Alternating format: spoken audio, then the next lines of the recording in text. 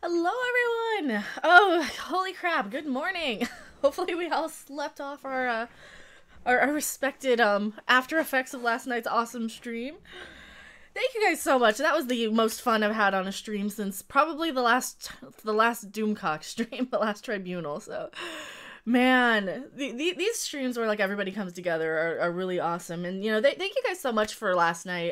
To Rob, Tom, Mary, everybody in chat.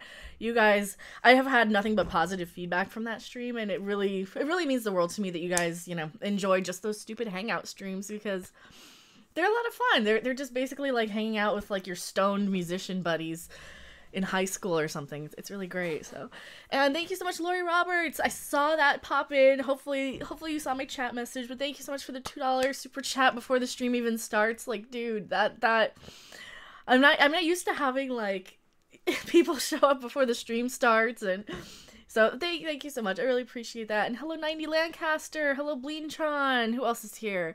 Not a lot of people chatting yet, but we just started. Oh, Mary. Hello, Mary Ashmead. I had so much fun last night. Well, I had fun having you on.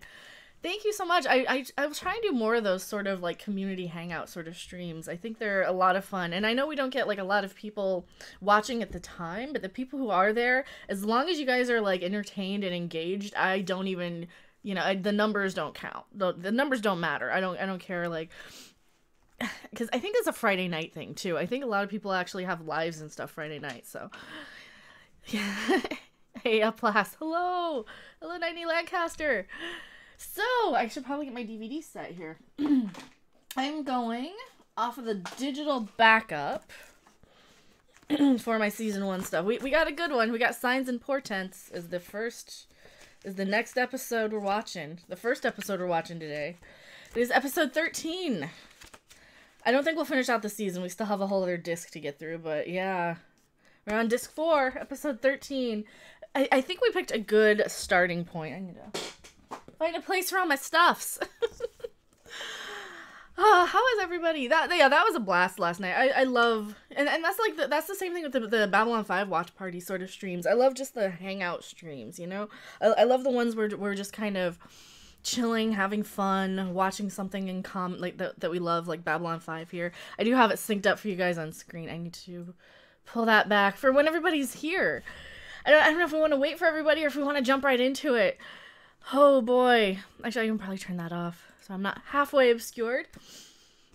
So last night, the power decides to go out in like half of the house. My computer was not affected, but my office is on a separate circuit. So I think we have a separate circuit for my office and the office upstairs. And apparently, something happened like outside where they were fixing when AT&T did something, they like drilled into something they shouldn't have. So the whole power in the whole neighborhood was now out this morning. So I had to fix that. It finally came back on probably, God, about an hour ago. So exactly. I like to come in to help. No, and you guys are awesome. I love hanging out with you guys. You guys are so fun. I think my voice might be a little shot from last night, though, a little bit. So I'm going to try and take it easy a little bit on mic today.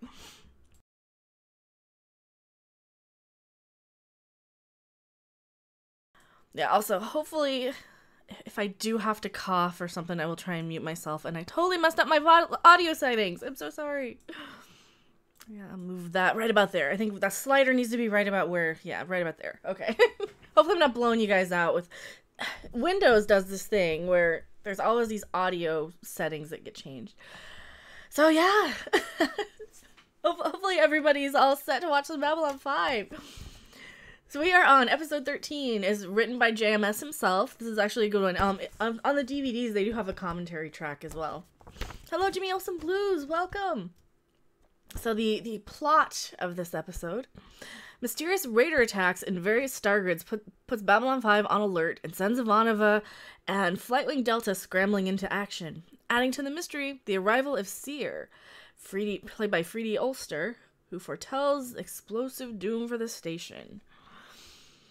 Okay, so we got a good episode, and then we got one of my least favorite episodes next. I think TKO is the next one. So TKO, once we get to that episode, I always remember it less fondly than the rest because I give it kind of a 6 out of 10. So we'll get to it when we get to it. It's one of those episodes though. Every time I watch it, I'm like, this isn't so bad. This isn't as bad as I think it is. But compared to like the rest of Babylon 5, like a 6, when everything else are like a strong 9 and 10, I think that's kind of one of the that's kind of one of my mental hang-ups on, you know, just in comparison. So are we ready? Hopefully we're ready to start. I want to jump right into it. I don't want to like take a whole lot of time. I know I started the stream a couple minutes late. I was trying to shoot for starting by 3 at the latest today, so it's a good thing. Where has today gone? Today's like the half the day's already over. So hopefully you guys are ready to watch some Babylon 5. And there we go. So we are syncing up. We are on episode 13, Signs and Portents. And if you can sync up, if you are watching along, you can sync up on Amazon Prime. They have it available with your Prime membership, which I don't have. And they have it available on, I think they just have it on YouTube for like $1.99 an episode. So I do have my DVD backups, and I'm going off of my rips from my backups for my DVDs, just because it's a little easier to handle than messing with a Blu-ray or DVD player and all that stuff. So hello, Sav, welcome. All right, here we go. Oh, those graphics don't hold up. It's all right. It's the 90s. I can forgive it. It does take me back to the 90s.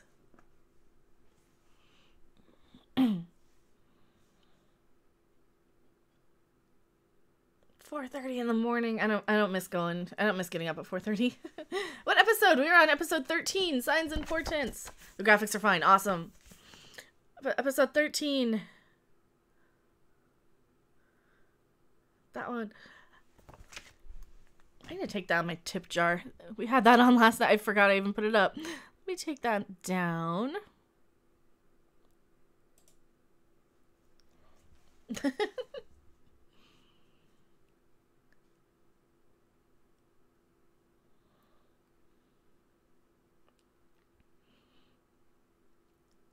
I would make a really bad joke there, but no. Can't get the DVDs to load the commentary tracks. Keep skipping just to playing. That's one of the problems I was having with the DVDs. They just play. My media player, I just have subtitle chosen on VLC. But I'm watching on computer. You keep buffering. This never happened before. Why am I buffering? I'm so sorry. Oh, I'm so sorry. Let me see if I can lower my quality. I don't know if I can lower it on the fly. Somebody put on the JMS commentary. Oh, yeah.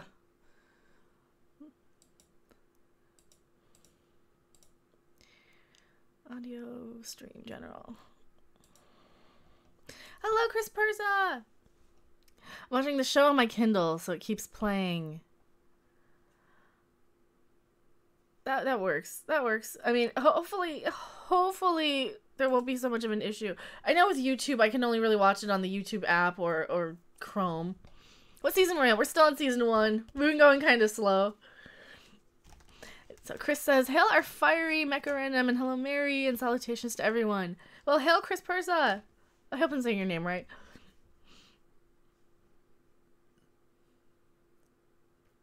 I always get like so wrapped up in watching the show. And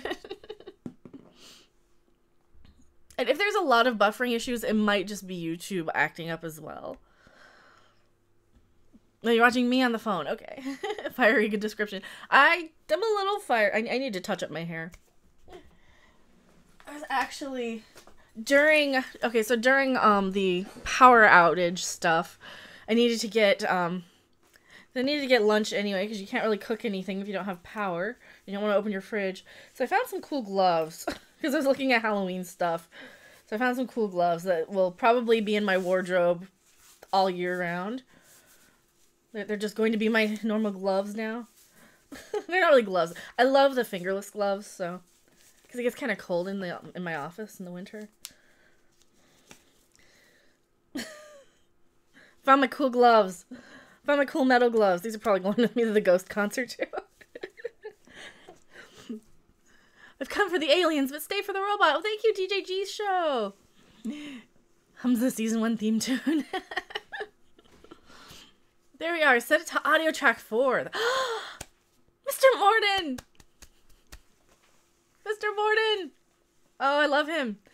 He's so much the evil game show host. He's one of my favorite characters of all time, ever. Absolutely love this guy. The dominatrix modding. Well, I just thought they looked kind of metal. I like them. I will be wearing a lot of gloves, though, probably, once winter comes around, because it gets cold. Oh, we got, this is the first Morden episode. I totally forgot this is where they introduced him as Morden.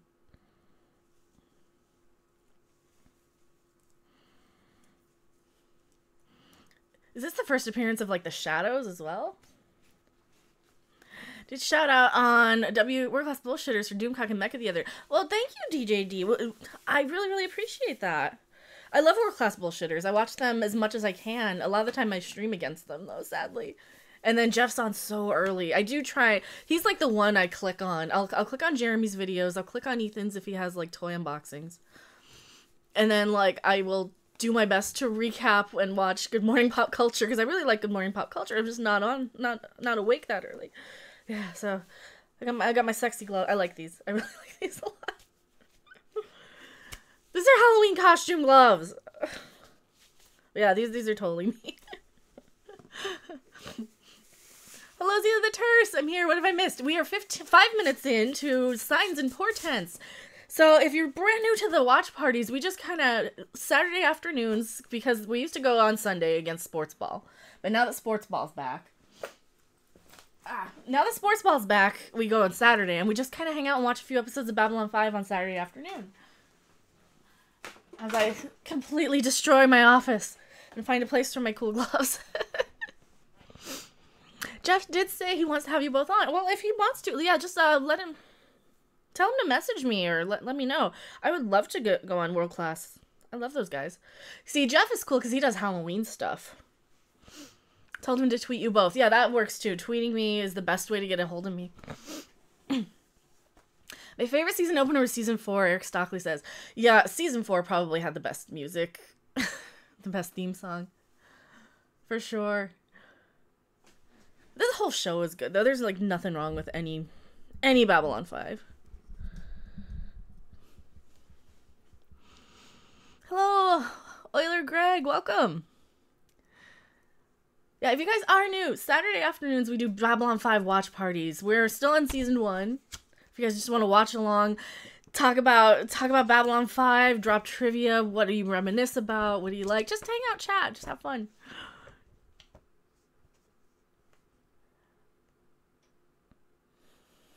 Oh, Londo. Why does my computer hit live streams? I don't know. I'm so sorry. Yeah, we are on right under 7 minutes if you guys are syncing along. I know, Mike, like, I think there's something going on. Let me see if I can watch my stream back. I tend not to because of bandwidth, but... By the way, is it half box intended? I don't know. The great thing about Babylon 5, Londo is always there. I love Londo. Hard part about getting channel collabs is schedule, giant or small. Yeah, absolutely. Especially like once you get into kind of your sort of patterns of, okay, we do this thing with this group, and then we do this thing with this group, and yeah. Because like obviously I have to kind of prioritize the regular scheduled stuff. And then of course because Doomcock is so awesome, I like to kind of prioritize if he wants like tribunal stuff, or you know, so he does get the priority of like the flexible schedule. Yes, Veer. Oh, yeah, this is the orb thing. Is this where they're stuck in the closet in the no. Oh, I love them in the elevator.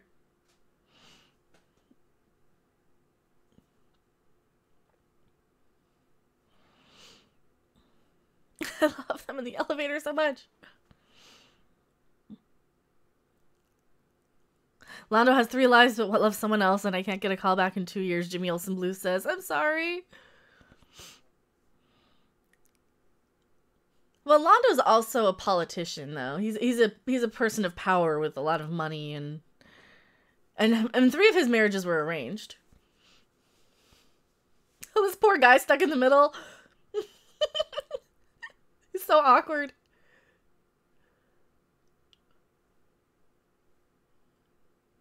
He's like, yep, I'm just gonna go without you guys. I just love that. They're so funny. I just love they're arguing. He's like, nope, I want none of this. I just love Londo and Jakar so much. There's a psychosis behind your eyes. It's 8:50 p.m. in the UK. Hopefully this is a good time for you guys.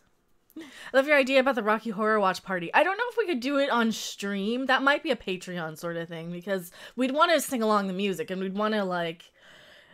Because that would be really... I think everybody has that on DVD. I have that on DVD. Everybody has a version of Rocky Horror. So that's really easy to do, like, a watch party of, but... But, of course, if we have, like, Tom and Rob on mic, we'd probably just all be singing it the whole time.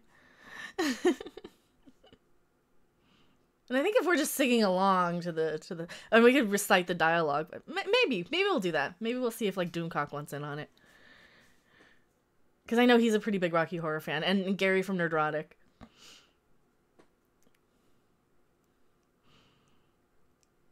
See, this is why we have, like, the best YouTube community. We all kind of have really awesome taste in things. Was there ever, like, a film idea for Babylon 5? They'd released TV movies later on. But I don't think they've ever done, like, an actual standalone movie. There's so much story, you couldn't really cram it in. But I don't know.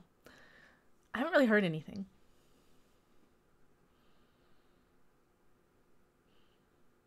Oh, Morden.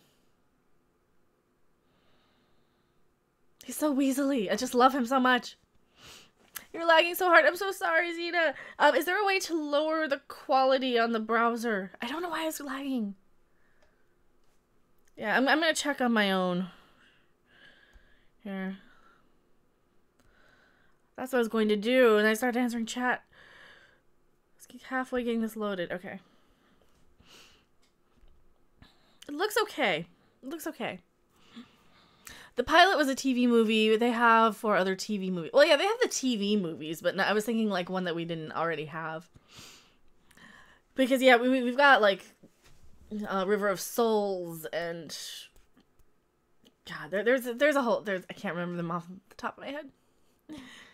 Not looking for me, and I have rubbish UK internet. Hey, UK internet was great. I had no time watching anything in the UK. It's on your end. Sometimes your computer refuses to live stream. I'm sorry. I'm so sorry. If you have, like, a tablet or a phone, the app works pretty well. Because I'm looking at my playback right now. It looks okay. Yeah, it looks okay on my tablet.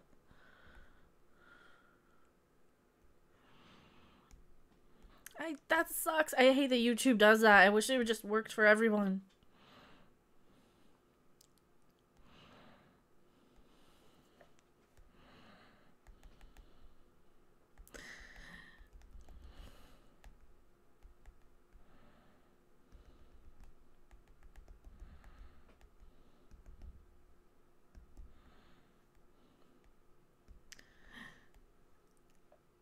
This guy. Oh my god, this dude.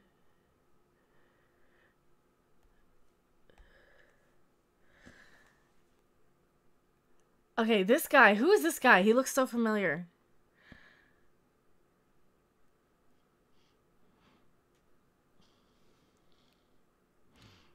I love how they always have kind of the crazy, spooky psychic chicks with the Centauri.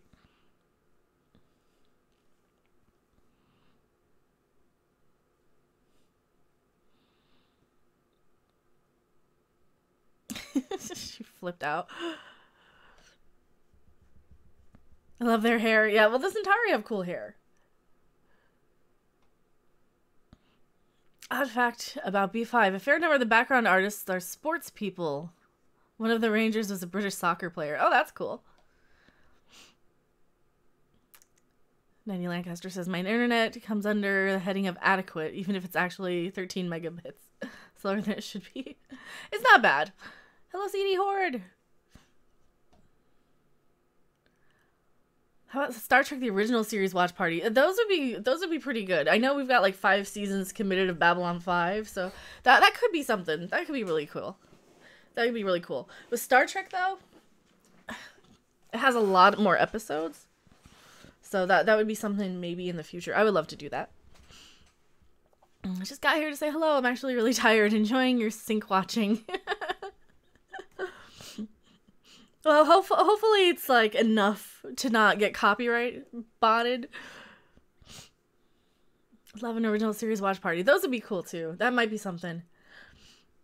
I think for the time being, we were thinking about doing some sort of like a horror sort of show. I don't know what kind of show it would be, but it would be like probably Tom and myself doing something horror topical related, some sort of podcast. Because Tom and I are pretty big horror fanatics.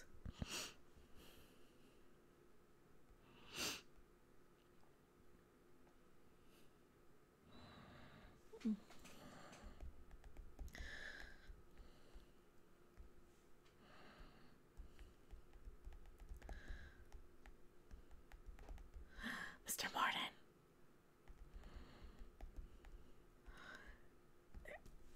All right.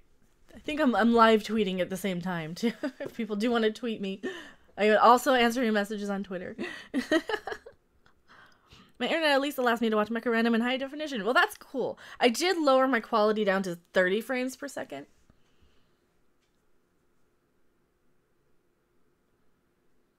Ooh, she knows something's up.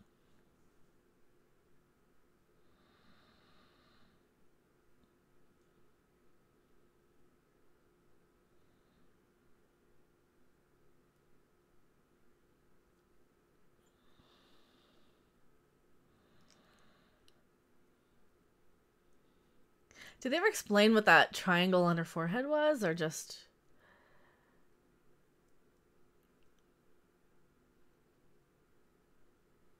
like why that sets off when the shadows are near, her proximity alarm? Yeah, Constantine TV series. I've never watched Constantine. No, we won't do an STD watch party. That show's too bad. I wonder what youngsters these days will get from Discovery. Nothing. I mean, I don't think Discovery is going to be anything that people watch in the future. I think it's going to be a one and done. It's going to be forgotten as the bad Star Trek series, and well,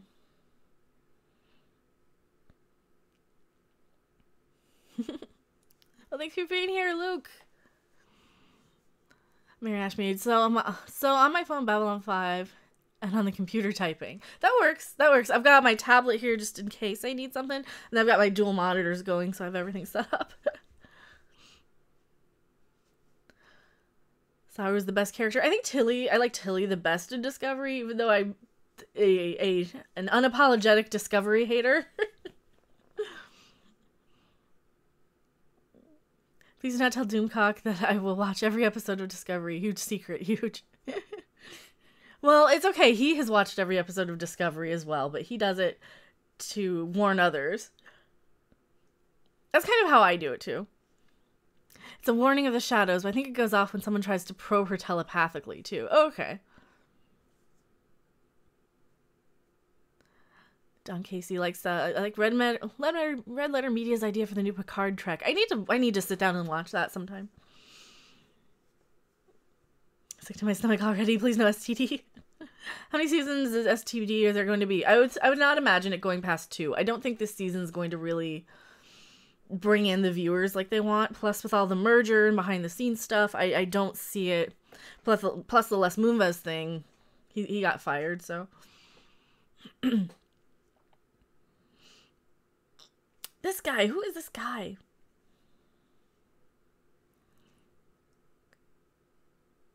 It's like I've seen this guy in a lot of other things. He's like very much a character actor. I just can't place him.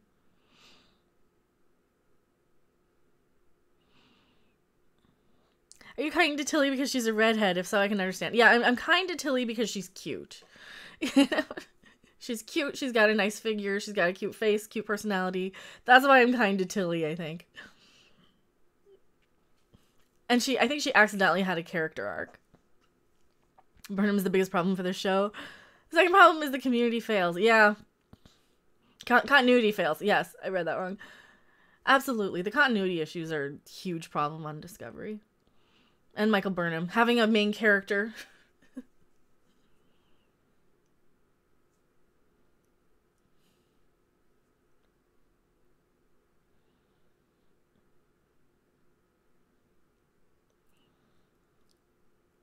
This guy's not the best actor.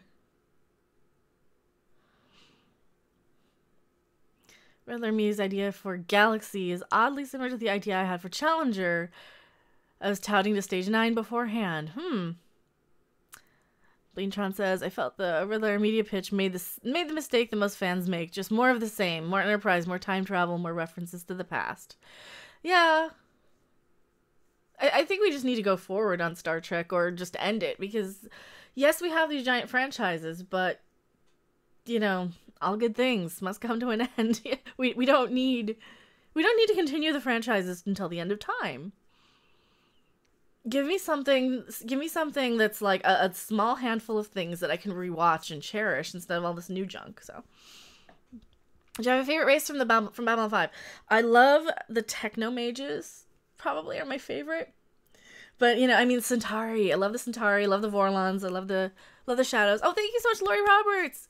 Client just came in. Gotta go. Have a good one. Thank you so much for the $2 super chat. I really appreciate it.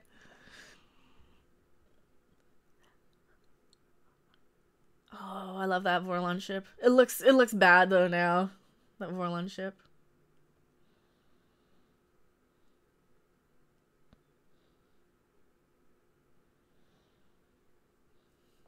See, and this is what I love about Babylon 5 is you recognize the races by the ships.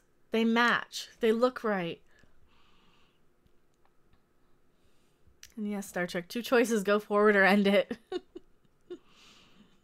Babylon 5 is my all-time 5 TV show, bar none. I'm in the midst of a rewatch, about to do season 2. Yeah, that's it. I think it is one of my all-time favorite TV shows. I really love Stargate Atlantis as well, but the Babylon 5 is such a deep, awesome show. It is one of my favorites for sure. It might actually be my favorite. I think because of Discovery, I think it just pushes Babylon 5 that much more into something I really love. I used to kind of be tied for Star Trek and Babylon 5. Now Babylon 5 kind of wins. Shadow ships are gorgeous. And by gorgeous, I mean scary and completely not practical. Yeah. Well, I had a convertible that I had with Zaha Doom on the license plate because I love the Shadow ships so much. Especially Klingon ship designs. Well, the Klingon ships in Discovery really look like the one looks like a dead bird skeleton. It looks horrible. I don't like that new one. And then that sarcophagus ship. Ugh, I hate that one too.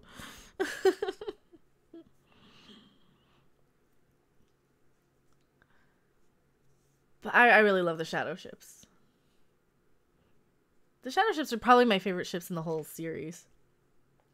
Just anything with the shadows. They're so mysterious and spooky, and and I really love the Vorlons as well. I love that not all the races evolved at the same rate.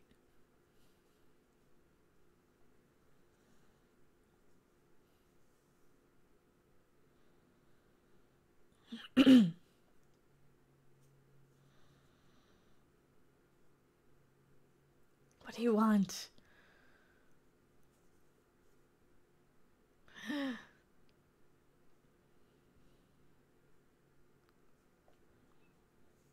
He's so childlike.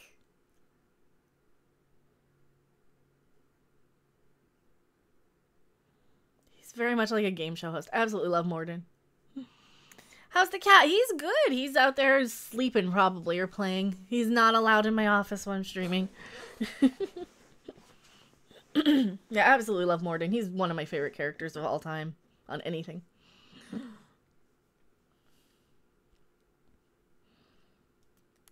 I love this.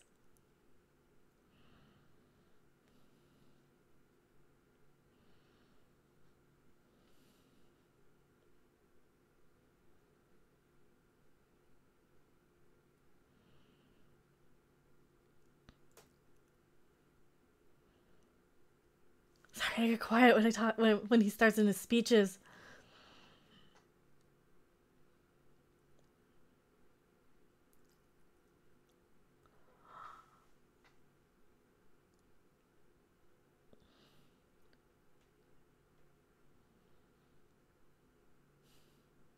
Oh, I love Londo so much. This is a good actor compared to any fucking speech Mikey Spock gives on Discovery. I'm sorry. Everyone says, oh, Soneko's a good actress. No. Look at somebody like Londo. There's somebody who can, Peter Jurassic can act.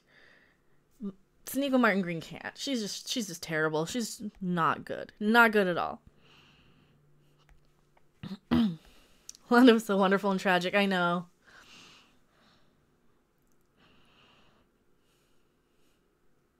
Shadows, use of encouraging side breeding can be my favorite mythology of the show. Oh yeah, well, there's Shadows, and the Vorlons did as well. Don't forget the Vorlons did as well.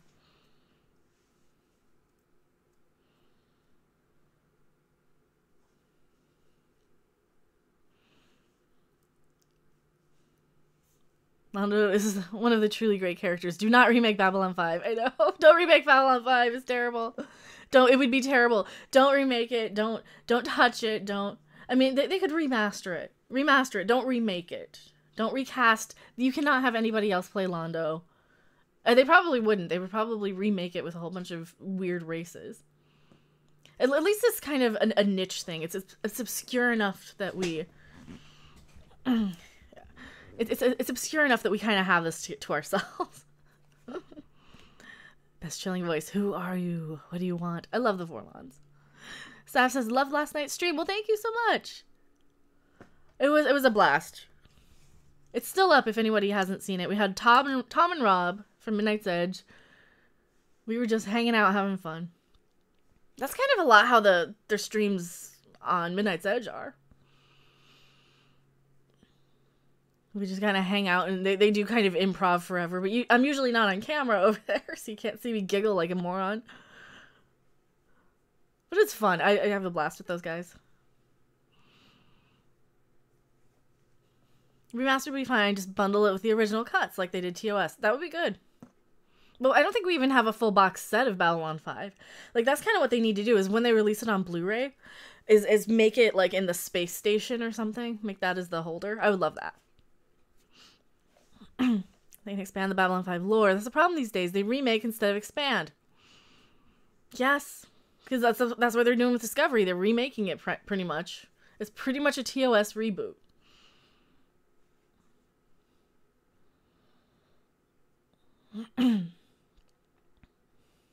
They're fun playing the guitar. Yeah. Well, we got into guitar and singing night. Do you wish they would show the Vorlon planet? Yeah, that would be good. That would be great if they did show the Vorlon planet. Grind my teeth, TOS reboot. God, I hate STD. It's kind of a TOS reboot. It really kind of is. Because they lied and said they're not going to show us Spock, and what do? Ethan Peck's cast as Spock. I just watched some recently. Turns out my loathing was warranted. Yeah, don't watch Discovery. It's not good. It's not good. It's not worth the stress. It's not worth soiling your memory of Spock.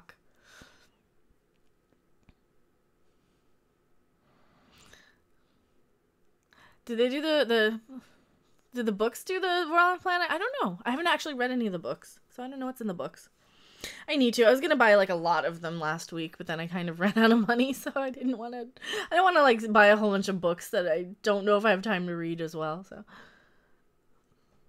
but they had a lot for like $25 on eBay. I just didn't read the Psychor trilogy. I need to. I don't have any of the books. I need to. I'm still in the middle of a book that I bought like the day it came out in June that I haven't gotten around to reading because that was right when my channel shifted, and how do I put this? I would rather spend time streaming with you guys than watching stuff. And that's really sad because I know a lot of it, like there's a lot of stuff that we want to take place or talk about on the streams when the streams do take place. But I'd rather just stream than like sit there and watch stuff or read stuff. Because I like hanging out with you guys so much more than like reading. I mean, I'm a huge book fan. I did put a book review over on Patreon too. People were saying, "Oh, you should do book reviews." Okay, I'm pretty much a reader when I have time. Typing in the chat is slow. That actually might be an issue on your computer.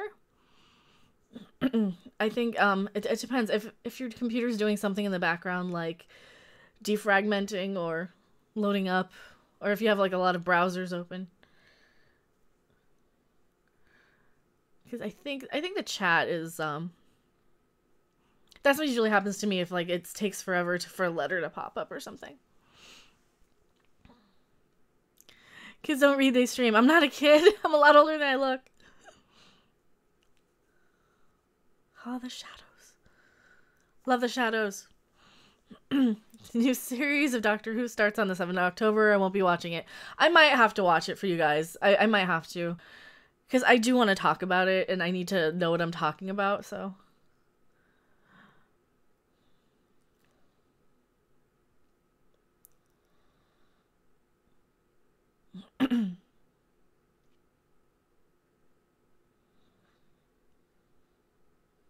Gosh. Ooh.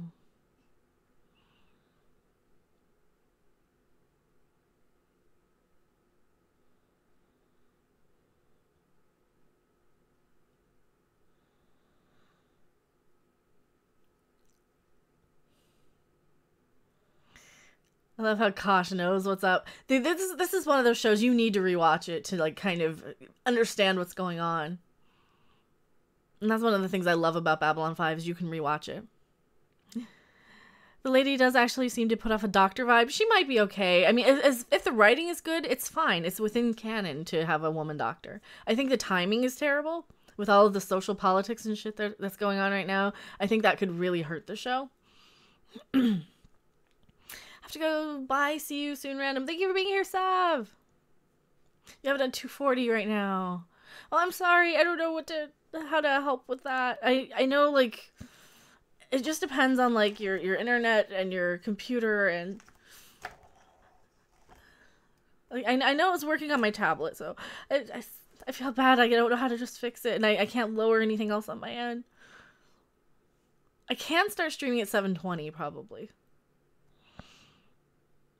I kind of wanted to have a drink with Garibaldi. Well, Garibaldi wouldn't have been drinking much. I mean, there was only a couple episodes where he went off the wagon. But yeah, he's a cool guy.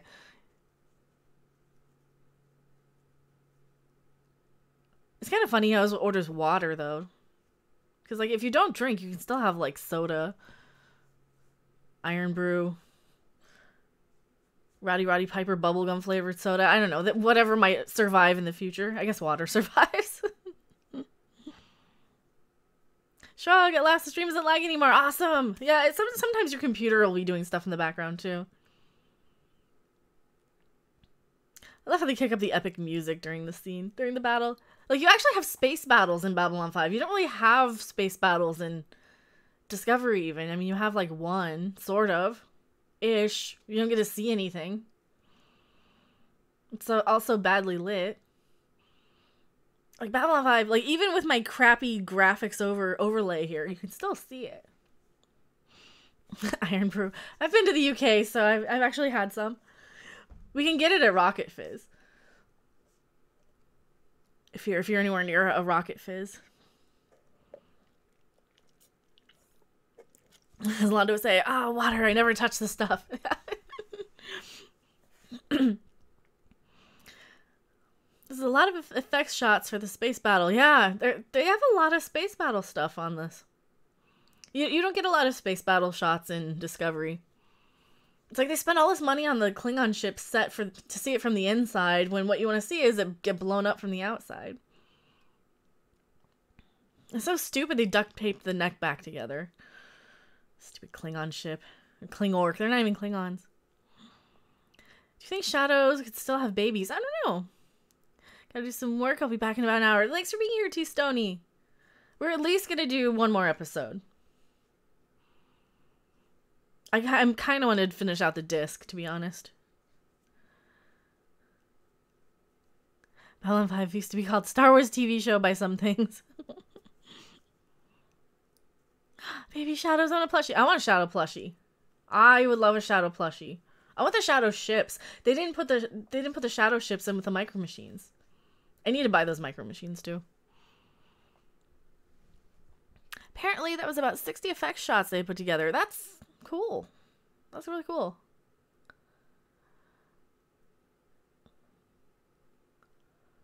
I love that they actually took the time to have all of these effect shots.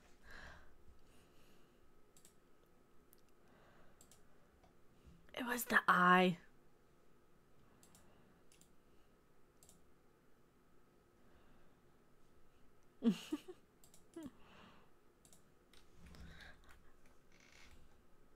Gotta make sure we tweet this out too so we can get a lot of people hanging out.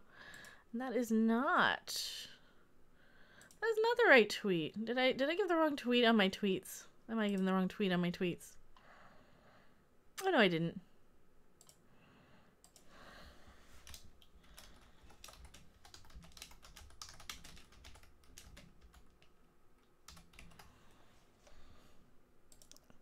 I'll just retweet my tweet. Humans turn into Vorlons. Do you think they turn into Vorlons? Because the Vorlons and the Shadows were both in the early evolution, right?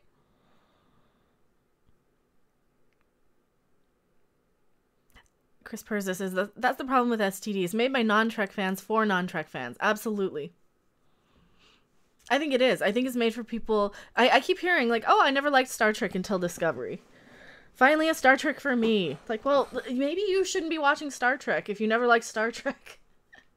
You know, that's like saying, oh, there's finally a romantic comedy for me, and it has Freddy Krueger. You know? It's like, well, maybe I should just watch Freddy Krueger movies and not romantic comedies.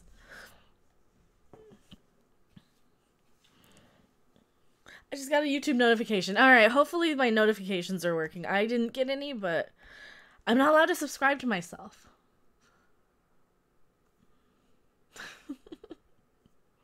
Godzilla rom-coms for the win. Yeah, they could do that. Oh, ooh, there's the money shot. Oh, I love how it just slices up. Yeah. That's her vision, though, sadly. It could just slice up the whole station.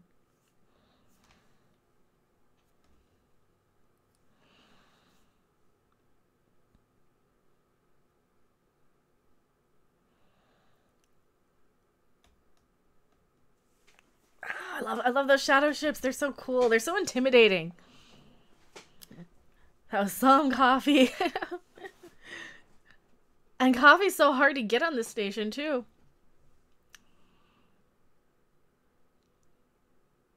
There's some sad episodes of Babylon 5. There are. There are some really sad episodes. Like, I always cry at Sleeping in Light.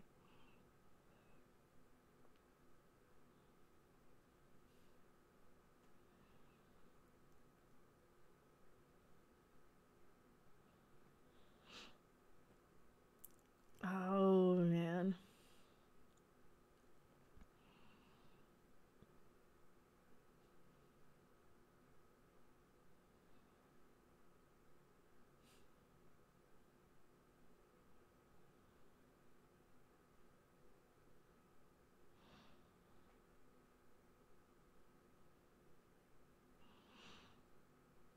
Morden.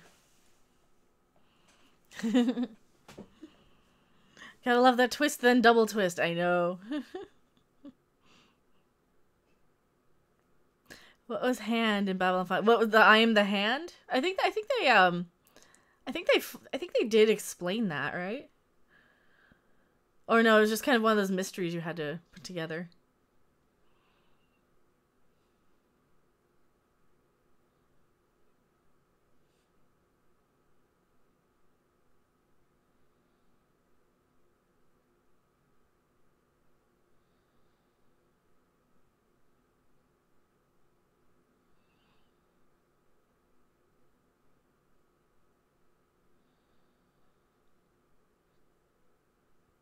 Oh, and that's one of the first downfalls of his whole ambassadorial career, of his whole character arc. That's one of the first. That was one of the first things, right? The eye that doesn't see.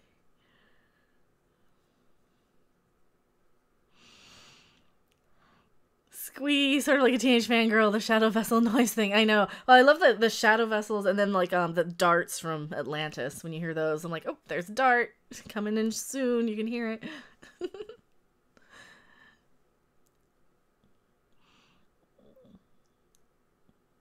Is the third space alien the hand? Maybe. I gotta remember off the top of my head what the third space alien was. It's been so long since I've seen Third Space. But that was the basically it was like another hyperspace, right? It's been a long time. I usually watch the TV shows and then like the movies last.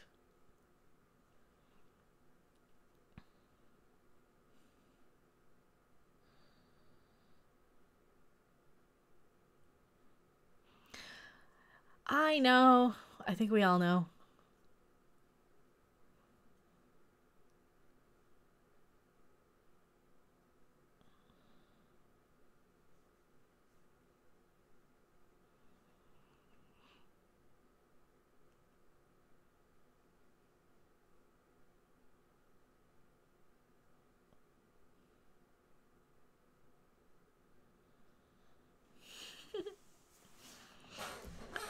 Oh. See, I love how just the psychic abilities and telepathic powers are just they're just a thing that happens in this universe. It's not like a debate. It's not it's like, okay, well, here's a reason for it, and humans do have these powers, and here you go.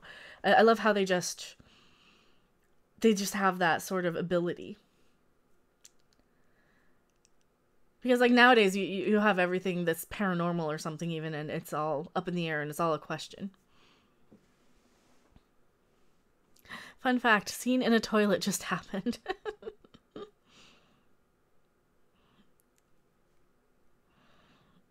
Yes, DJD show, hit the like button. I'm not counting, I don't count likes on these. I try not to, because you can drive yourself crazy worrying about your likes and dislikes and your analytics, and at the end of the day, just have fun with it. I try not to drive myself crazy on YouTube. Because people will show up if you have fun. It's not... I think people are less likely to show up if you're miserable and... Oh, Mr. Morden. I forgot this is the first Morden episode. I should say first appearance of Morden. He's such a good character, too. I just love Morden.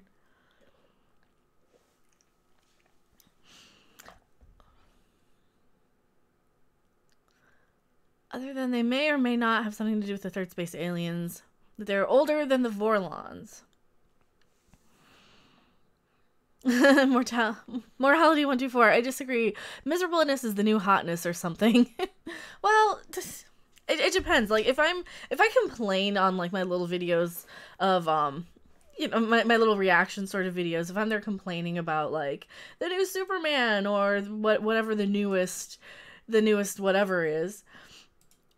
Like, yeah, I think people like that to an extent. People enjoy like kind of ganging up on something that they dislike. But for live streams, you kind of just want to hang out and have fun. And you know, sometimes I'll get into rants on live streams. The Babylon 5 parties, not so much. Because Babylon 5 is kind of one of those shows you can't really be sad watching. In my opinion, it's probably my favorite, probably one of my favorite shows. I kind of like it more than Star Trek anymore, but OJ Martinez, Jakar is my favorite. Oh, I love Jakar too. Jakar and Londo, like just their love-hate relationship is kind of one of my favorite things ever. I never looked at the website X Astra Scientia. Scientia? I can't say that. I have not seen that, no. I need to see if JMS ever said anything about the hand more than what we saw. Maybe not. Well, the JMS commentary is worth listening to. I have heard the commentary on that episode. I think I have, like, once upon a time. I'm pretty sure I did pop in all the commentaries when I first got the DVDs. I want a Jakar t-shirt. I think they still make them. I know the Sci-Fi Channel magazine used to. Careful is that website is deeply addictive. How is it deeply addictive?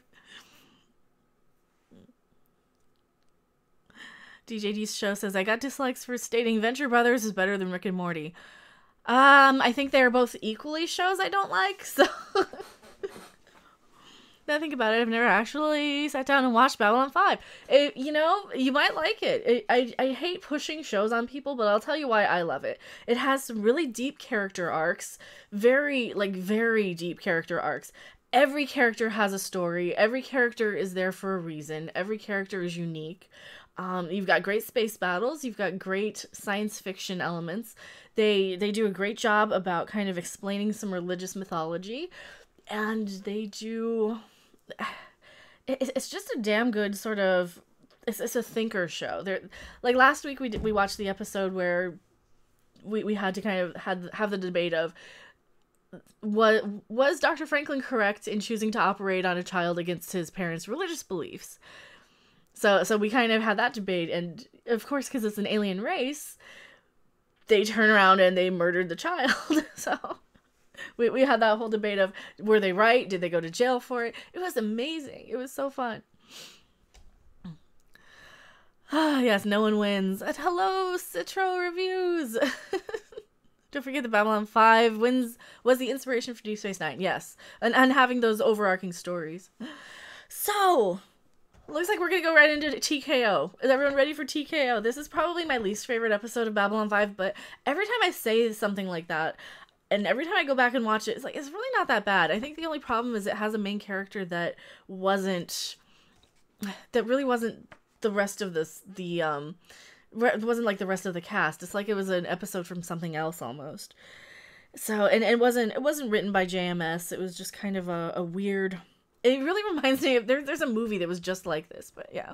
Hello, Saphis! Alright, TKO, we're starting now. Go ahead and sync up. Liner White Star. They love saying stuff like White Star. Oh, I forgot they had like a luxury liner called that. Alright, this isn't a bad episode, though. Because you got, the rabbi. Have you ever watched Act Man? I have not. And hello, Michael! If we wanted to channel our miserableness into political cause, we should push for copyright to be shortened, so that all our favorite series are public domain and not under the monopoly of studios. That would be perfect. That would be good. That would be very fun.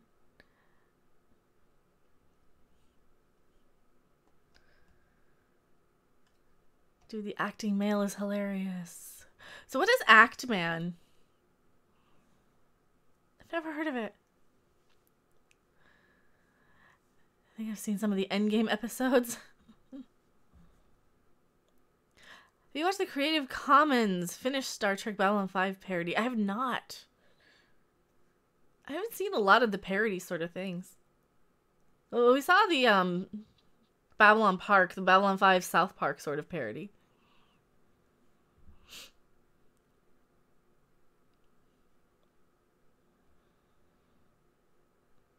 See, I think this one doesn't hold my attention so much because it's sports, and I'm not a sports person, especially not boxing. I kind of find boxing to be like, it's confusing to me. Like, why are people beating each other up in a ring for like? I think boxing is more confusing to me than any of like the sports ball games. The White Star Fleet was named after the 20th century cruise ship. That is true. That is true. What are your thoughts on the Captain Marvel trailer? I did a trailer reaction. If you want to look at that video, I did do a trailer reaction. It was boring. If you can control any IP, what would it be? Control an IP? Oh. I would love to control something I know something about. So, oh, I don't know. I don't know if I'd want the responsibility of controlling an IP. It would have to be something like... It would have to be something obscure enough that I would know and be able to do it justice, I think. So it'd probably almost have to be something like Lancelot Link's Secret Chimp or something that I wouldn't mess up. Which is basically chimpanzees and a spy show sort of parody for kids. But yeah, I don't know, because I don't think I could do it justice controlling something like Babylon 5 or Star Trek. I mean, I guess if I controlled an IP like Star Wars or Star Trek, I would hire somebody like Trey Parker, Matt Stone, Seth MacFarlane. I would hire good people to run them for me. So at least there's that. Sports ball game, such a nerd. I know. I'm not the. I don't know that much about sports ball.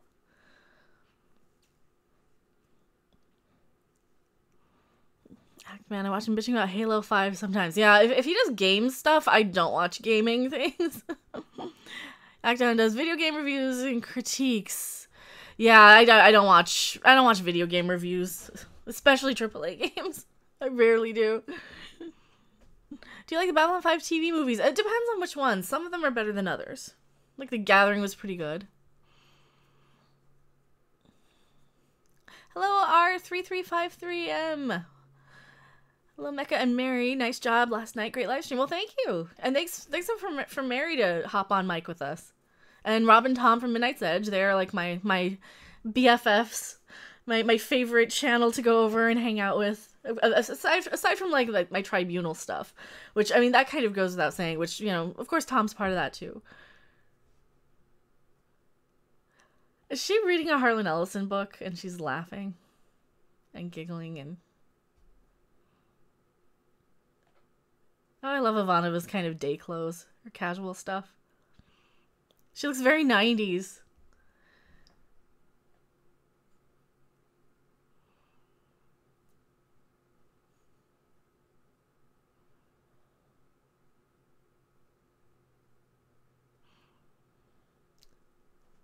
TJG show says, I own all the seasons of the Venture Brothers. I saw one episode. I don't think I can watch anymore.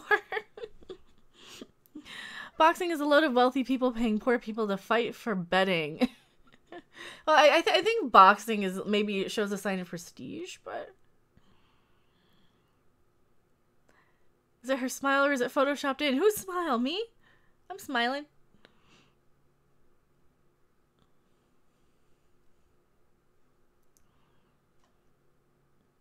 Hard to believe that Babylon 5 and Kung Fu Legend Continues were made by the same company. The 90s were a hell of a time. The 90s were great. The 90s had so many good TV shows. I kind of miss the 90s for TV.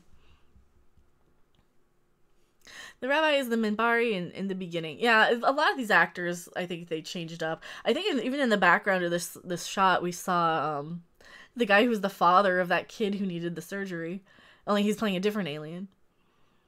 Oh, the smile. I was talking about Captain Marvel. Oh, yeah, Captain Marvel, I don't think I've ever seen her smile.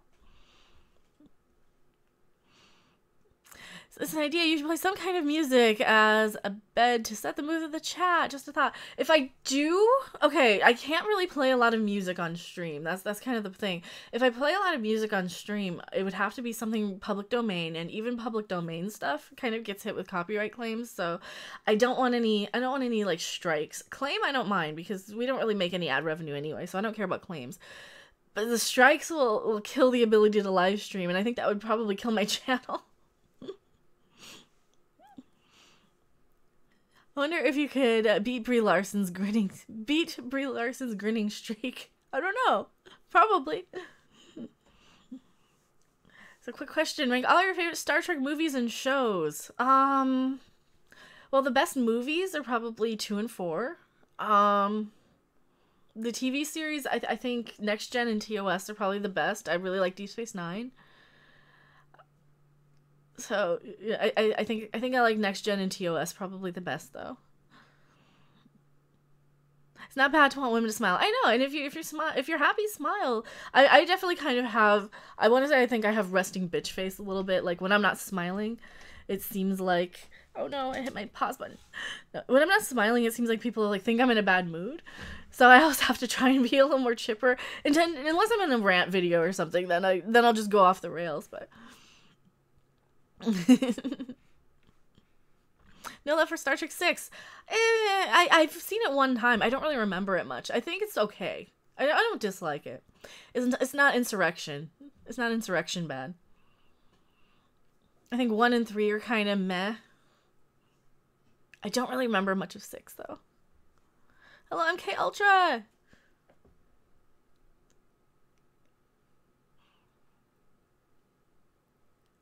Are video games getting worse or is it just me? I think they're getting worse. I think we're getting bored of them. I could only play a little tiny bit of Assassin's Creed Origins, and I love ancient Egypt. I love archaeology. I love that part of the world and that time period. I couldn't even get through the whole game. It was boring to me. There was not a lot that I cared about. So yeah, I don't know. I like 6 more than Insurrection. I do like 6 more than Insurrection. That's for sure. For Star Trek movies. And of course, Discovery doesn't even make it onto the list of Star Trek series because it's not a Star Trek series.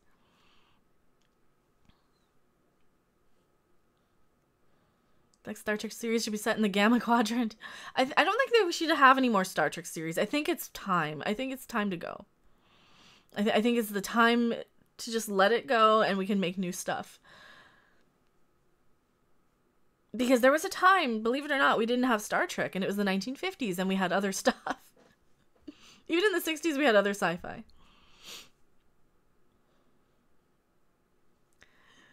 Insurrection is Satan's throne cushion. A Klingon sitcom. That'd be great. What I want to do for Star Trek is make a show that's kind of like a mix between Fantasy Island and the Love Boat and set it on Risa. And then you could have it kind of at a resort, hotel resort sort of thing on Risa. And you could have people coming in, guest stars of the week. You could have, you could have like your A plot and your B plot. Your A plot could be like a romance, and then your B plot could be like an adventure or some drama. Or, hey, we're going to have people attack. We're having to have Klingons attack or something. Or we're going to have this race attack, and we need to call in the Federation to come and protect us. And that's what I think they need to do. They need to expand the universe, but not make a spaceship travel show. Fireball XL5, time for a reboot. Don't reboot Fireball XL5. Star Trek needs to clear up the lawsuits. Absolutely. Hello, Clippy Crusher.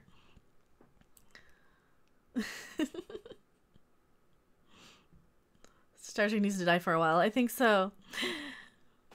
You would like new Battlestar Galactica TV. I would not. We already have one. I don't think we need any more Battlestar Galactica either. I do like the one that we have. I like the reboot. Where is it? I have it. I have the reboot and I have the original. I do like the reboot. It's really good. The marionettes rule. I think your Star Trek Love Boat idea is really good. It's a genius way of expanding the universe in areas they haven't had yet. And why not? Why can't they do that? They wouldn't do it though because, well, I think you'd have to pay Aaron Spelling a lot of money for the Love Boat and Fantasy Island, But actually you wouldn't, because it would be different enough, because it takes place in, a science fiction universe, so.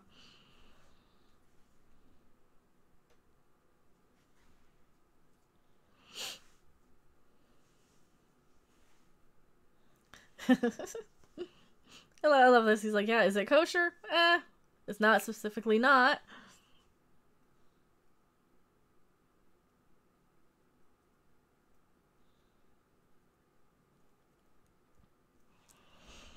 The 50s were the era of creature features like the Blob, a Creature from the Black Lagoon, and the Godzilla movies. Yeah, that's one of the things that was so good about the 50s. I do kind of miss those giant monster movies. That's kind of one of my passions, is those sort of giant.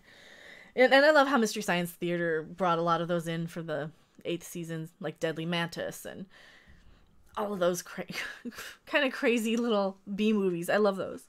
Those are definitely in my wheelhouse of shows I absolutely love, or movies I absolutely love. As the love bloat. Should make a live action Thunderbirds movie again, but this time make it darker and more adult themed.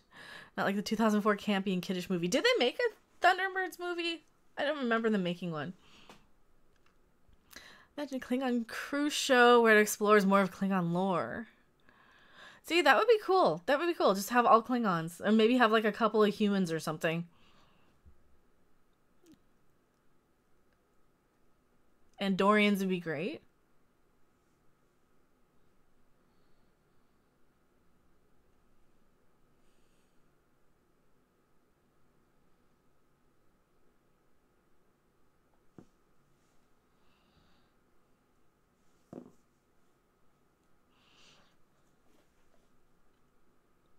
Daddy issues. Susan has daddy issues.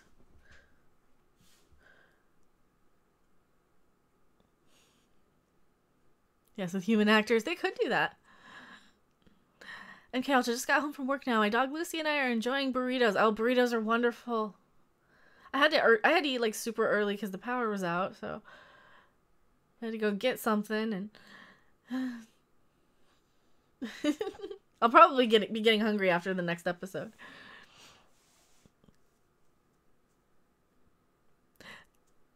Jonathan Frakes directed the Thunderbirds movie? That's so weird. Star Trek Discovery is filmed in Canada, so we get to have our reputation dragged even more through the mud. There should be a legislation to disavow any Canadian connection to STD. Yes, but you guys also have The Expanse filming up there. So there is that.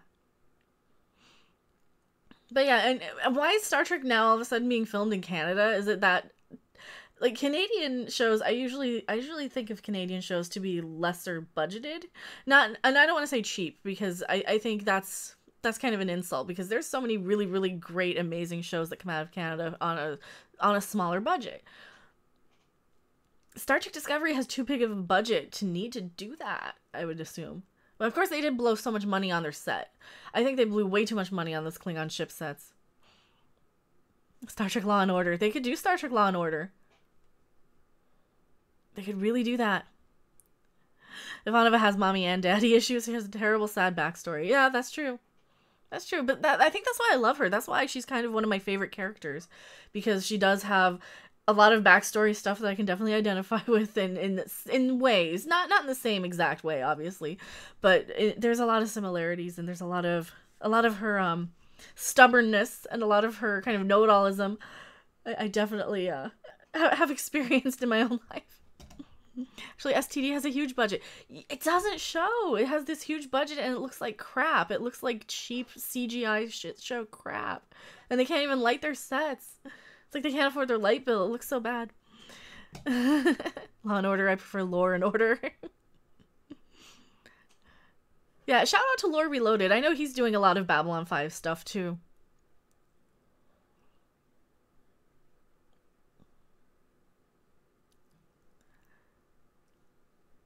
This is perfect. It doesn't need to be brought back. That is true too. Buck Rogers Next Gen TV. Let's not forget that Stargating's in Canada. And Stargate looked amazing. I loved how Stargate looked. It did look like it had a lower budget, for sure, but it looked great for what it was. Especially Atlantis. And, you know, they could turn on the freaking lights in Atlantis, too. It was great.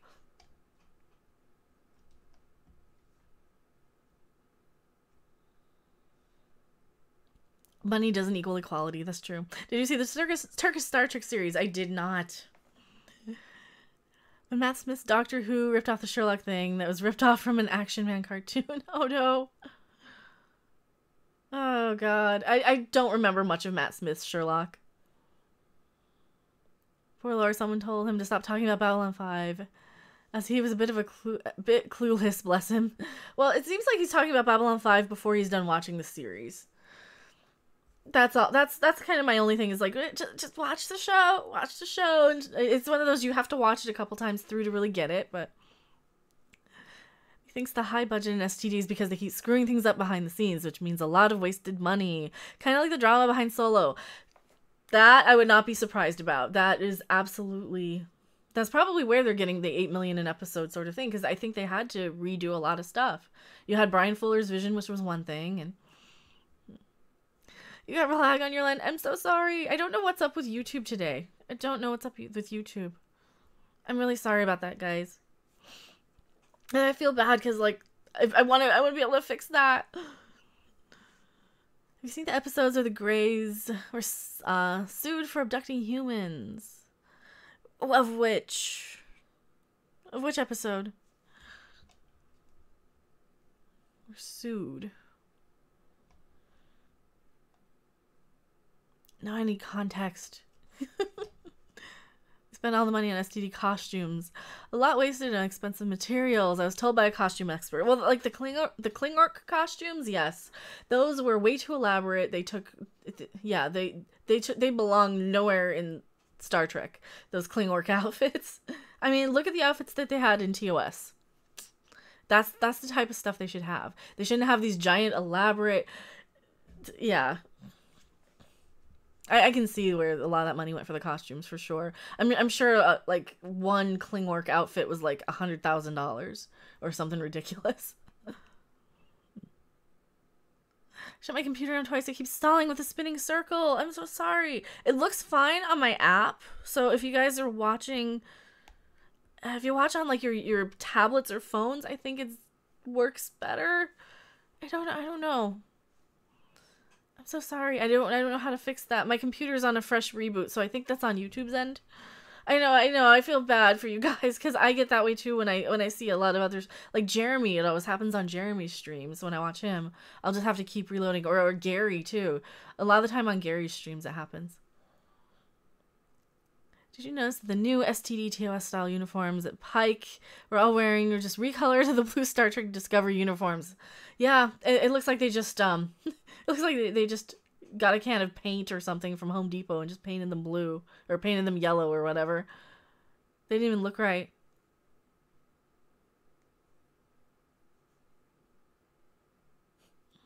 It looked like a donut.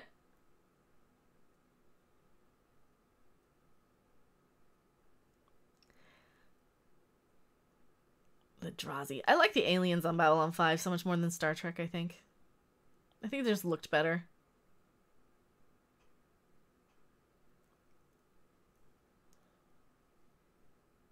The Mutai.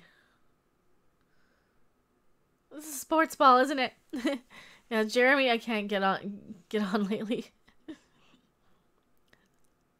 Wasn't the whole reason Kirk ripped his shirt like every episode because of how cheap the shirts were? Yeah, I think so. That's part of it.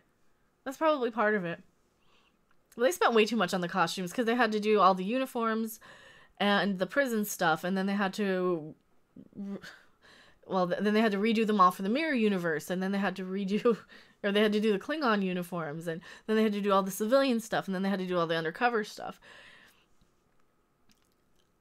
And that's all in one season. And I think in Next Generation and in Deep Space Nine, I think they had a lot more bottle shows than Discovery seems to. And obviously, like your first season, you're going to have a higher budget because you can just reuse all the sets then the next season, and all your costumes, for the most part, you can reuse.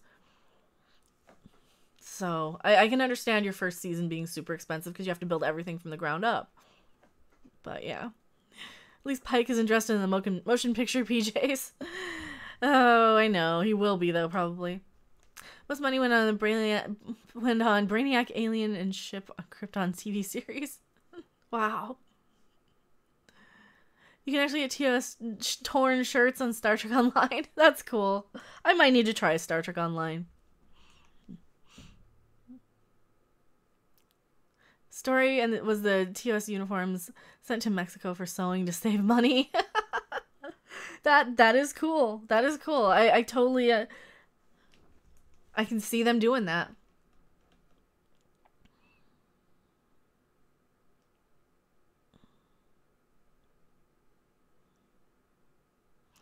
Mutai sounds like an anime.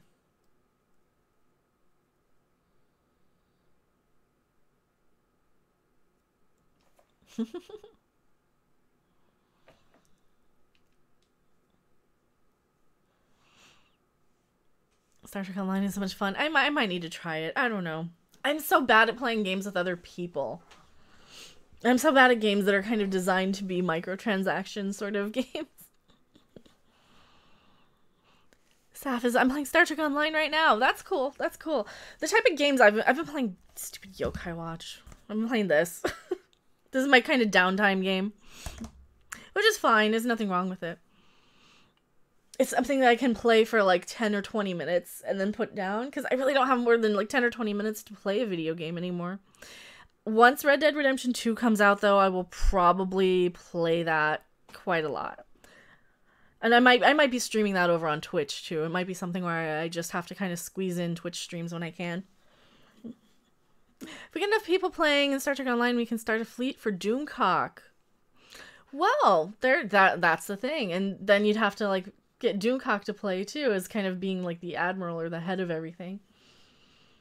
I don't know if he would do that. I don't know. He might. I know people have asked him about it. I think he's kind of... I know he's so super busy. Like, I hate asking him to do anything. Because I know he's like super busy. He's more busy than I am, and I have no time to do anything. It's all single player for story. I'll have to look at it. I don't know. I don't know how well my computer can run it.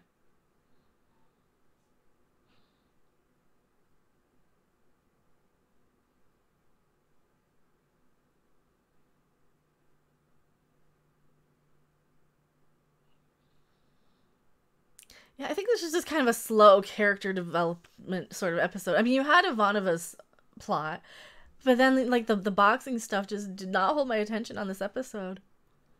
I like the Ivanova stuff though. I think it's because they introduced a character that was like not one of the main cast to kind of focus the episode on. And it's a sports ball sort of thing. Doomcock has no time. He's in high demand. Everyone needs Doomcock. I would agree to that.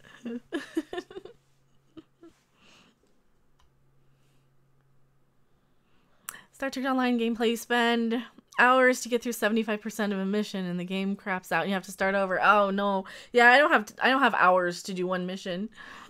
Time enough to love. Favorite part of Star Trek Online is 100% free to play. Yeah, those free to play games are usually designed to where you have to buy packs to finish stuff, though. I would love a stream with you, Doomcock, Tom, and Gary playing Star Trek Bridge Crew. Well, we'd all have to get... Well, Tom has Star Trek Bridge Crew. I know Tom has Bridge Crew. I could play Bridge Crew without a VR helmet. I don't own it. I can't afford it either. No, I do have a Steam account, though, and I know it's got cross-platform, so I think Doomcock would probably have to play it on his PlayStation. I don't know if he has a powerful enough computer, but I know Tom plays it. And I could technically have access to the VR one, but I'd have to play under somebody else's account.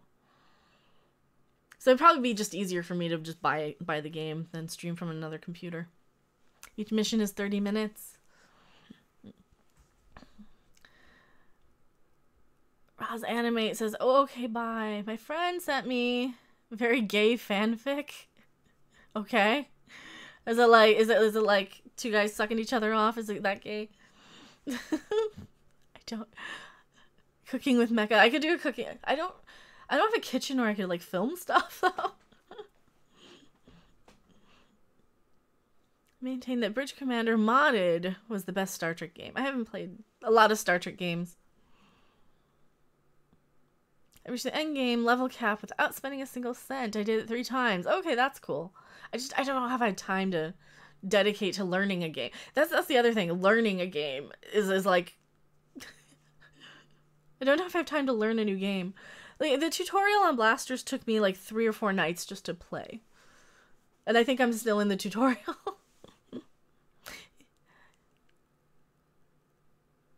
He messaged me in the middle of our stream last night. He was telling me he sent my package and stuff. Oh, that's awesome. I know he sends out his Legionnaire kits. And I think I've heard something about he sent out his Legionnaire kits.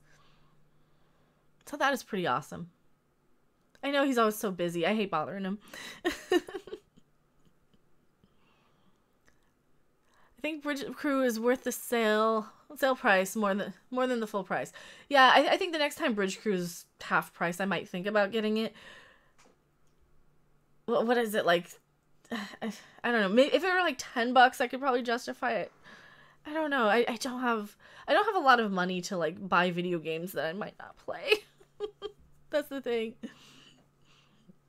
And I know Bridge Crew is like super complicated, and that one you'd really have to learn. Remember the tutorial from Superman 64? I remember seeing video of it. I never actually played it. It looked terrible. That game looked terrible.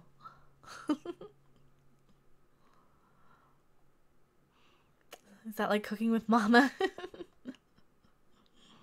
The tutorial's fast. Does it have a lot of scenes I can skip over? That's probably not the point of it. I am very much somebody, I skip over scenes and cutscenes in games because I just want to get to the next thing, get to the end. I don't know. I'm probably the worst gamer. I'm the worst gamer. I have time for like a couple of things here and there. Bridge Crew isn't complex at all. I've seen Bridge Crew. Bridge Crew is super complex. You have to like know how to run a starship. Like Star Trek Bridge Crew, you have to know the ins and outs of stuff. You have to scan for ships. You have to, um, you have to pay attention. You have to put your shields up. You have to go on missions. Yeah, it's way too complex for me, I think. Bridge Commander mods as a crapload of stuff, including Prometheus. Yeah, I don't even know what Bridge Commander is.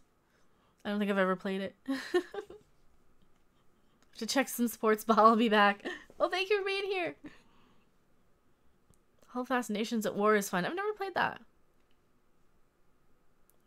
I didn't like Byron on Babylon 5. Yeah, well, we're on TKO. This isn't even the Byron episode. The Byron episode is kind of boring, too, though.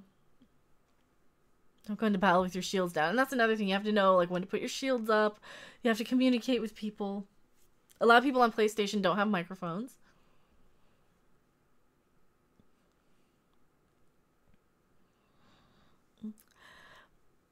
It's no more complex than finding the right anime boob to jiggle. That's not true. That's not true. I can just button mash on that, and I don't have to think. I can just button mash. I don't have to know what buttons do. That's one of my problems, is I forget what button does what. Really quickly. It's like, I think I'm too old to learn new games. I remember when Superman 64 came out, I was so excited to play Superman until I played it. Bad controls, bad gameplay. Playing through the rings, boring and hard. Yeah. Bridge Commander is very old school, back when Activision made Star Trek games. We're talking the time of Star Trek Armada and Elite Force. I kind of remember my ex playing Star Trek Armada. And the games I always played in the Dreamcast era were like, well, I was still playing PlayStation, so like Bust a Move I liked. I like Skull Monkeys quite a bit, but that's kind of an exception to the rule. I really love that one. I loved, what were my favorite? I love the pinball games, but yeah, Bust a Move were kind of my sort of games. Let's take up jigsaw puzzles or knitting. I have a lot of jigsaw puzzle video games on my Steam library for sure. I like those a lot. You can skip cutscenes or fast forward, but then you'll be confused. See, and there you go. I don't know if I want to sit through a lot of cutscenes too. It just depends on the game. It depends on the game, really. And I know a lot of like Star Trek actors, like voice actors, or a lot of Star Trek actors did the voice acting in Star Trek Online, but that's kind of the thing. Like, I don't want to get into online gaming. Because that would be like trying to play Fortnite or something. I hate competitive. Now Star Trek Online is so complex. Yeah, that's the thing. Jigsaw puzzles and cats in real life are a disaster. Tenchu on PS2 was my favorite. See, I loved, there was a theme park roller coaster game that I loved on PS2. And Monster Rancher 2 or 3. No, Monster Rancher 3 was my favorite. I really loved that one too. It's not competitive. Star Trek Online. Yeah, it also doesn't... I don't know if it looks fun, though. I don't know if it looks like it would be worth the download. I would probably play it for a half an hour and never go back to it. And then a year later, I'd be like, I don't remember that. I need to restart it. Newest YouTube gaming trend I've seen is retro MS-DOS gaming. That's weird. I don't know. I don't watch a lot of gaming anyway. I'm not the hugest gamer. I was trying to do a gaming channel when I was kind of on a gaming kick, and then I realized, oh wait, I'm a casual gamer at best. Like, at best. On a good day, I'm a casual gamer. PvP is useless. I never do PvP. This is why I like really get into ranting. Like, when people want me to play Terraria with them, they're like, can you try on PvP? No. And I don't even want, why are you in my game? Get out of my game. But yeah, like for me, I'm very much a solo gamer. I'm a solo gamer. I don't like to take a lot of time. I don't like to learn new things. Batman Arkham games are good. I played a little bit of like Arkham Asylum, and then I got bored with it. Or I think I got stuck. I think I got stuck on something. It was fun for like a couple hours though. That's the problem with the AAA games. I play them like 1 or 2 nights, and then I never go back to them. I never finish them. I remember playing Star Trek Invasion on the original PlayStation. See, I don't even remember that one. Like, my favorite PlayStation games were, like, the pinball game Taxi. And there's a few others. I think Time Shock was okay. Any of the pro pinball ones. There's, like, a fantasy one. I can't remember what really good games on PlayStation 1 there were now. Castlevania. But my son has like 200 games on Steam. I have like 700 games on Steam, and I've played maybe 30 of them, I think. I always get the bundles, or I get games and like I'll play them for an hour. No, I probably played like 100 out of there.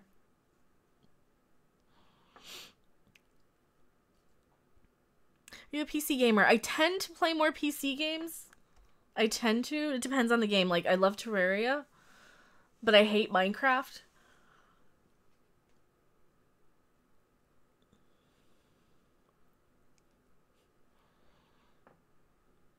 And that's the thing with PC gaming. It's usually like indie games. I like a lot of the retro pixely. I like weird, quirky, fun, short games. I like a lot of indie games.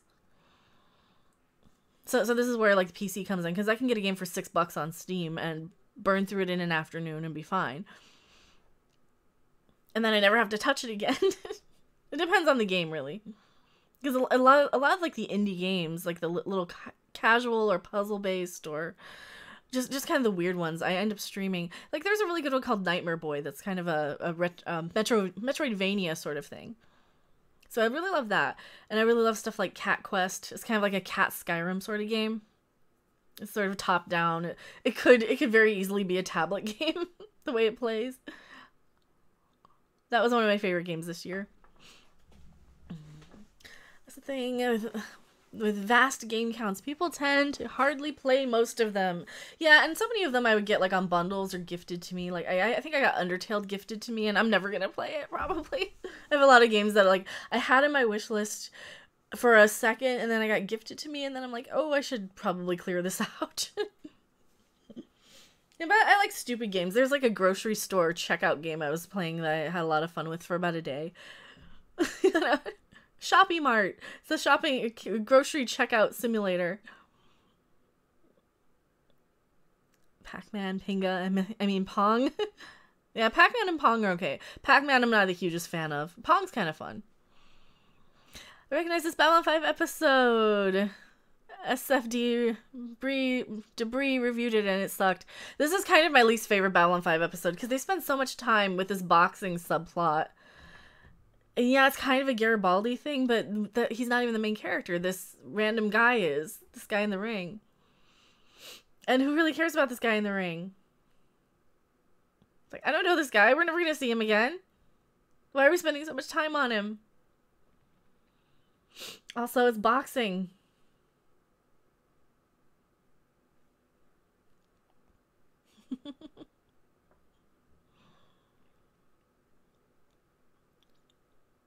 He's waiting for the game to come out. Cyberpunk 2077. Yeah, I've seen a little bit of that. I'm not going to play it. I don't think I would play the Cyberpunk game. It looks very much not my wheelhouse of game. So I have come to the realization that I don't like steampunk either. It just kind of hit me today. I'm like, yep, don't like steampunk at all. Played Pong, the first video game. I used to have a Sears Pong machine, but I didn't realize I had a battery in there and the battery leaked. Everyone and their dog is waiting for Cyberpunk. See, I'm more into Red Dead 2. That's where I'm going to be playing. That's the only one I'm going to be playing this year. You don't like steampunk? I don't. I just don't like steampunk. I like Victorian, and I like 50s sci-fi. I don't like them together. It bothers me. It's a weird trend. It's an aesthetic that I just don't like. So... It's like a weird thing. I'm like, because I was looking at the costume store. That's where I got my gloves. I was looking at costume stuff. I looked at Spirit Halloween and Party City. And Spirit Halloween had this whole steampunk setup. They have like Victorian vampires, and then they had like video game characters, and I had steampunk stuff. And I'm like, yeah, I don't like the top hats with the goggles, or it's all brown gears. I just don't. It's just not my thing. Cyberpunk as well. Cyberpunk, like Deus Ex. Yeah, and Deus Ex wasn't my type of game either.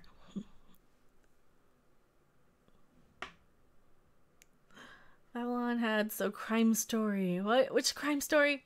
Not like we're getting any more Deus Ex anytime soon. Yeah. This is more 80s retro. I know. Well, Cyberpunk isn't going to be steampunk. That's a totally different game. But still, Cyberpunk doesn't really do it for me. I'm not going to play it. Only really good steampunk here. I'm picky with that genre. Well, and that's the thing. Like, it's just not my thing. It's just not something I'm going to dress up at. I've also I've come to the realization I'm not a cosplay person. It's like I don't like trying on clothes. I don't like clothes in general. I don't like shopping for clothes. It's like if I could just wear, and I can't wear t-shirts either. If I could just wear like tank tops all the time and get away with it, I'd be happy. Myst, anyone? I remember Myst. I never played it. I was too broke to have a computer in the 90s, so I didn't get to play a lot of 90s stuff. I was a music person, though. I had, like, guitars. I didn't have, like...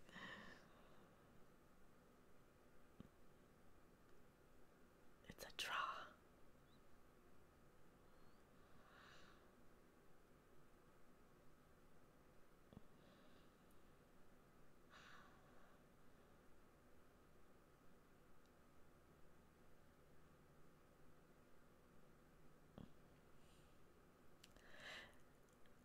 Oh, I didn't realize the Pac-Man blinked. That's so cool.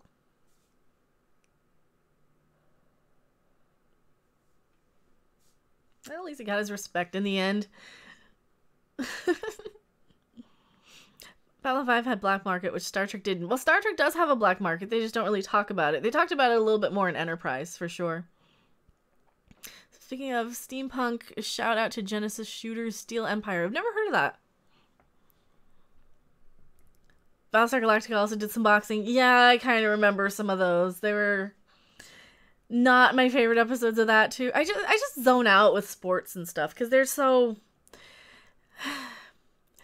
Well, like, if you get football or something, it's all the same thing over and over and over again. Same thing with, like, basketball and baseball, especially.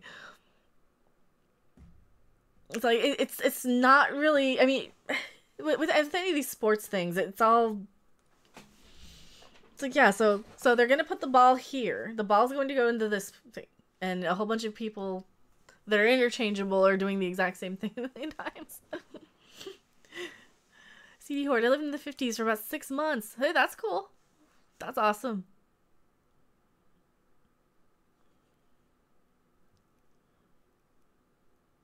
JMS apparently was influenced by a lot of things like Hill Street Blues. So stories come to the station, and a cop drama is always a constant because of the giant population and stuff. Yeah, and it makes sense on Babylon 5. It makes sense for sure on the station.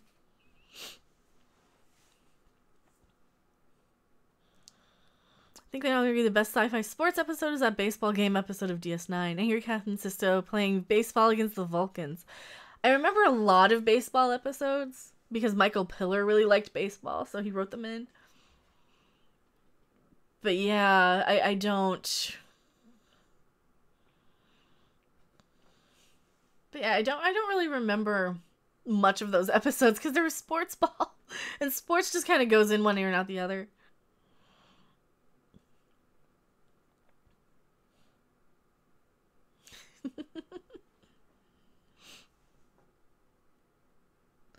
Yay, TKO's open. The next episode's Grail. Do we want to do one more? I think we might as well do one more episode if you guys are enjoying these hangouts. If not, then we'll have half the disc next week. So it just depends. The next episode is David Warner as the guest star, though. I like Grail. I like Grail more than the Michael York episode later on, for sure. Absolutely. That has sports dyslexia. No, I think I just zone out. It's kind of like anime or something. I just kind of zone out. There are some things I just can't pay attention to. And I think this is kind of the same thing when I'm watching... When I try to watch The Expanse, I just kind of zone out.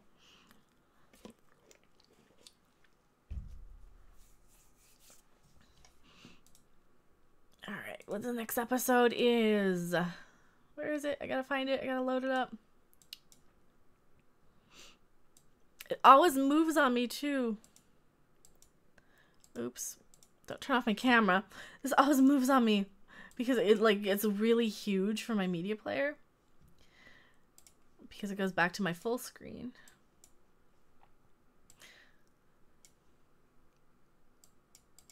So then I miss where it is. Alright, display capture there. Now I gotta resize my window every time, too. So sorry about that. Every time it moves my thing. Right about there.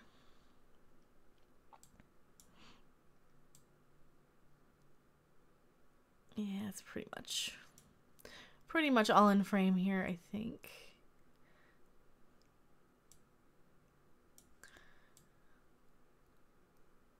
Woot. David Warner is a national treasure. David Warner's cool. David Warner was originally going to be Freddy, right? And he was also the Loeb on Freakazoid. And anyone like Freakazoid? He was on Doctor Who a couple of years ago. Was he? I didn't remember that. Maybe he was. I don't remember much of the Capaldi Doctor Who. So yeah, we're on Grail, episode 15, season 1. I only had 3 episodes lined up for today, but we'll see how we feel after this episode. This is a better episode than TKO. That one just kind of, I zone out on that. Chancellor Gorkon. He's a Russian on the submarine. I don't remember a submarine episode of Doctor Who. I know I watched every episode of that too. They just went in one ear and out the other. They did not hold my attention. Who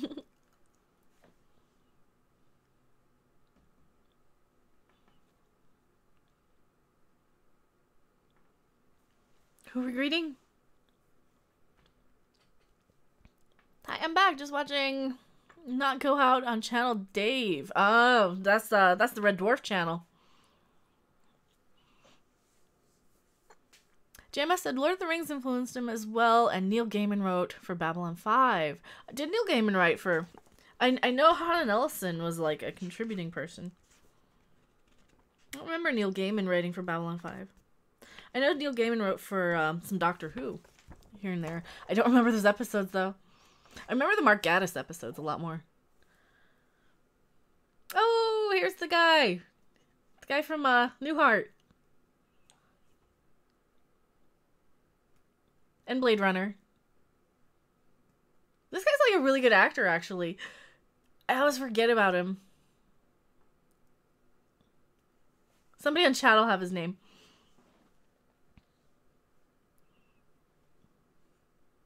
Have you seen Not Going Out with Lee Mack? Yes, I have seen a little bit of Not Going Out.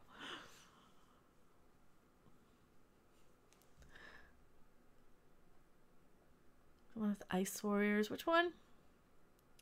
It's in Russian Submarine. The one with Ice Warriors. I don't remember it at all. That just went in one ear and out the other. I don't remember a lot. I remember like the dinosaur one, and that was about it. The insectoid-looking race is named after Neil Gaiman. Black books. I have black books. I don't know if you can see it. I do have black books.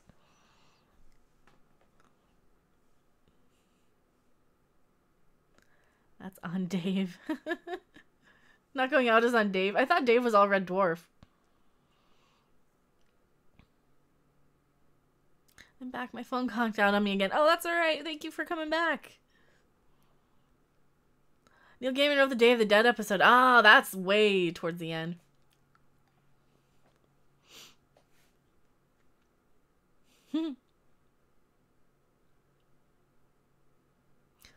See, it looks fake, but at least it's there. That tentacle.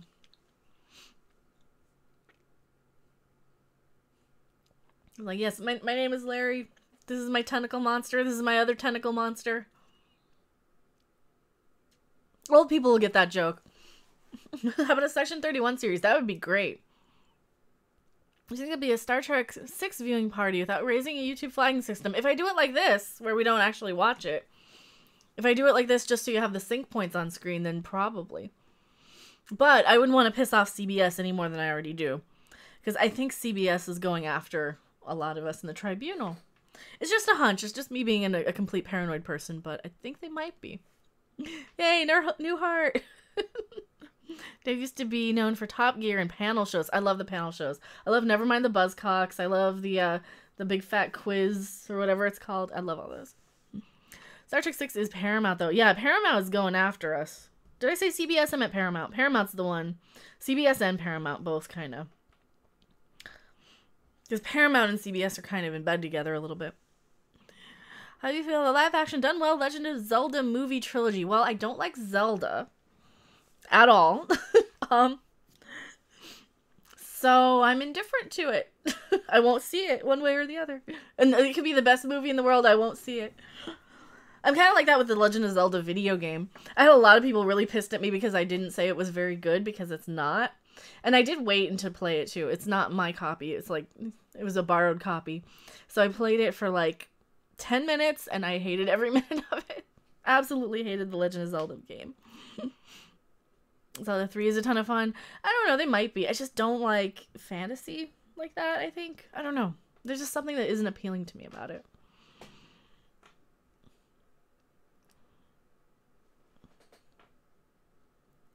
What don't you like about Legend of Zelda? Everything? It's not that I don't like it, it's just there's nothing I like about Zelda. It's kind of like I'm indifferent to it. It just doesn't hit my radar. It's like the color beige to me. It's just something that I don't have any interest in. Zelda 3 is very much like the Cat Skyrim. Oh, like Cat Quest. Does it have cats? If it has cats, I'll be on board.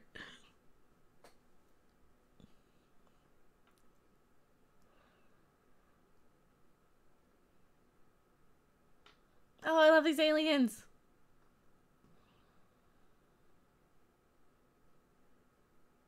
Is this the one you're talking about where they put the aliens on trial, the Greys on trial for abducting people? I get Sony too. Sony loves me. Well, it depends on what Sony thing that you're putting, because I don't like using a lot of footage. I'm very much a talky person. I'm very much a vlog sort of person. I have a stick like that.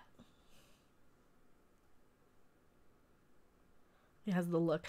He is the lobe.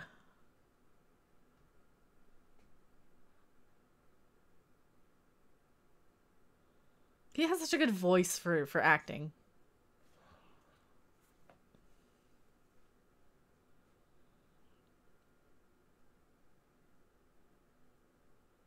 Lanier. Lanier is such a fanboy. I love Lanier. It is vanilla to you. Kind of. It kind of is. Zelda 2, Adventure of Link is my favorite. I mean, I just never bothered to pick up a Zelda game. I mean, nothing. I've seen, let's see, which one have I seen? I've seen the ones from the Nintendo 64. Never really had any urge to play them. I'm like, yep, it's a thing. Yeah. It's not so much vanilla. It's just something that doesn't interest me. It does not make me want to pick up a controller and play it. It makes me say, yep, that's a video game. I'm gonna go in the other room and do something interesting now. It's kind of like sports ball. Zelda is kind of like sports ball to me. Just one ear and out the other. Zelda Breath of the Wild is best on PC anywhere where it gets mods. I mean, can they mod it to not be Zelda?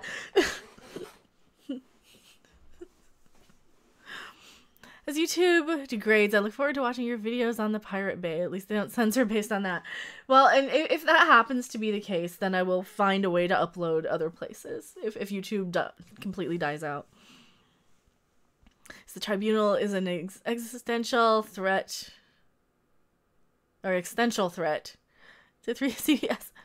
I think Star Trek Discovery is more damaging to CBS and Paramount, because we didn't make it, and we're just the voice of it, you know. So if they want to not have people say bad things about them, they need to cancel it.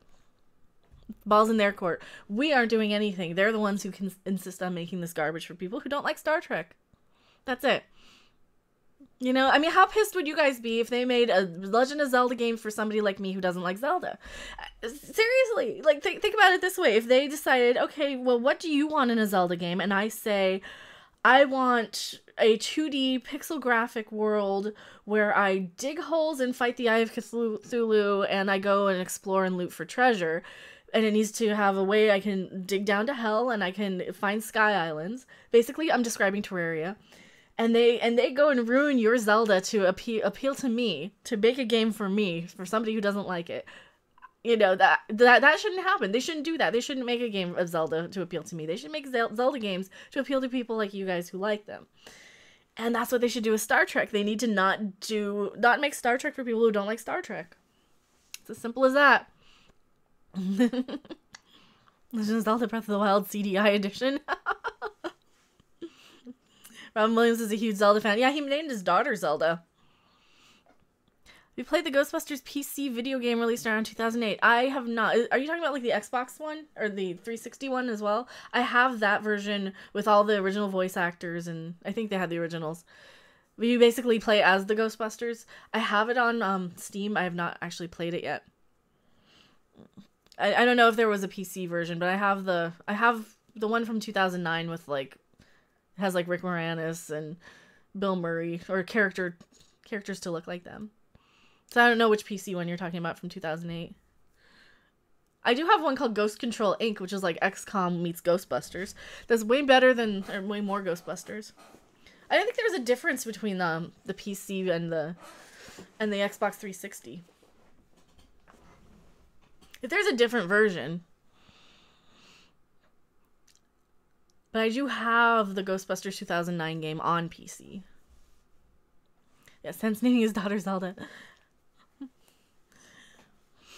Other games Mecha won't like. Soleus, Rings of Power, Story of Thor, Landstalker. I've never heard of any of those, so probably.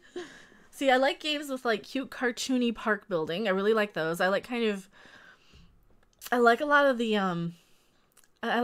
kind of strategy management buildy sort of games. Like Parkitect. I like those type of games. Planet Coaster I like. Ghostbusters is dead and should stay dead. That is true, too. Zelda 1 and 2 I never played. I didn't have a Nintendo as a kid, so I think a lot of people who had Nintendos as kids got really attached to those. And that's kind of the same thing with me with Sonic. I don't like Sonic either. And people got so mad at me for not liking Sonic. What about Grim Fandango? I've never seen it. Planet Coaster is my go-to game now. I like Planet Coaster a lot. I need to get the DLC sometime.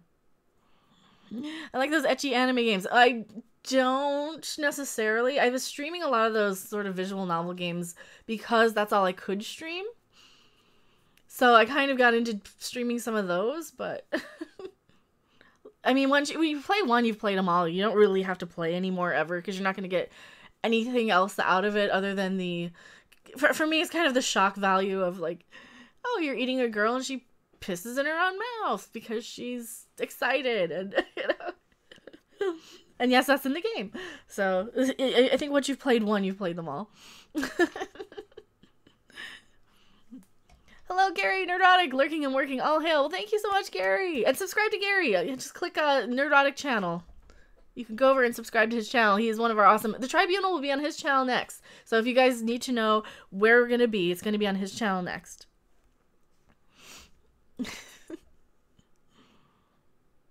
Have all the Planet Coaster DLCs. I need them. They're never cheap enough. If they were like $2 a piece, I'd probably get them, but there's something reassuring to remember. Since CBS is pushing to make STD and their other crap Star Trek material all access exclusive, that's pretty much guarantees failure. Yeah. You know, like Tonic the Bunny, Bushy. I've never heard of it. If that's from Grim Fandango, it's not that I don't like it, I've just never watched it. I've never heard of it. I mean, I've heard of Grim Fandango, I've just never... I always think of Fandango, the movie site. Sonic was okay, but loopy. The Sonic games, I don't like how they control at all. I'm very much a stop and explore type of person. I hate burning through. Tribunal is pointing out, yes, the Emperor has no clothes. Yep, that is true. The interesting thing... I got a bug in here. The interesting thing about Zelda 1 is they put an unsolvable puzzle and stuff in the game, knowing people who get the locations in game guides. Which is bad design, really. That's true. So I was like, you don't like Sonic's? And is that a cry face? I don't like Sonic. Hated Sonic Mania. Worst $20 I ever spent in my life was on Sonic Mania. I hated that game. And I don't really hate a lot of games. I kind of knew I wouldn't like it, but I kept having people insist that I would.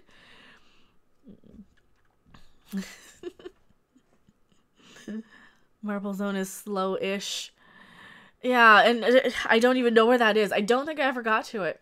I think I got annoyed and gave up. I think I got stuck on something. And it was one of those things like, I handed it over to somebody else on my Switch. And they're like, oh yeah, you just have to do all these moves. Like, that doesn't tell me how to do any of these moves. Oh, you never played it? No, I never played Sonic. Okay, so if you've never played a Sonic game, do not buy Sonic Mania. You will not know how to do any of the moves, and you will be stuck and annoyed and bored. So...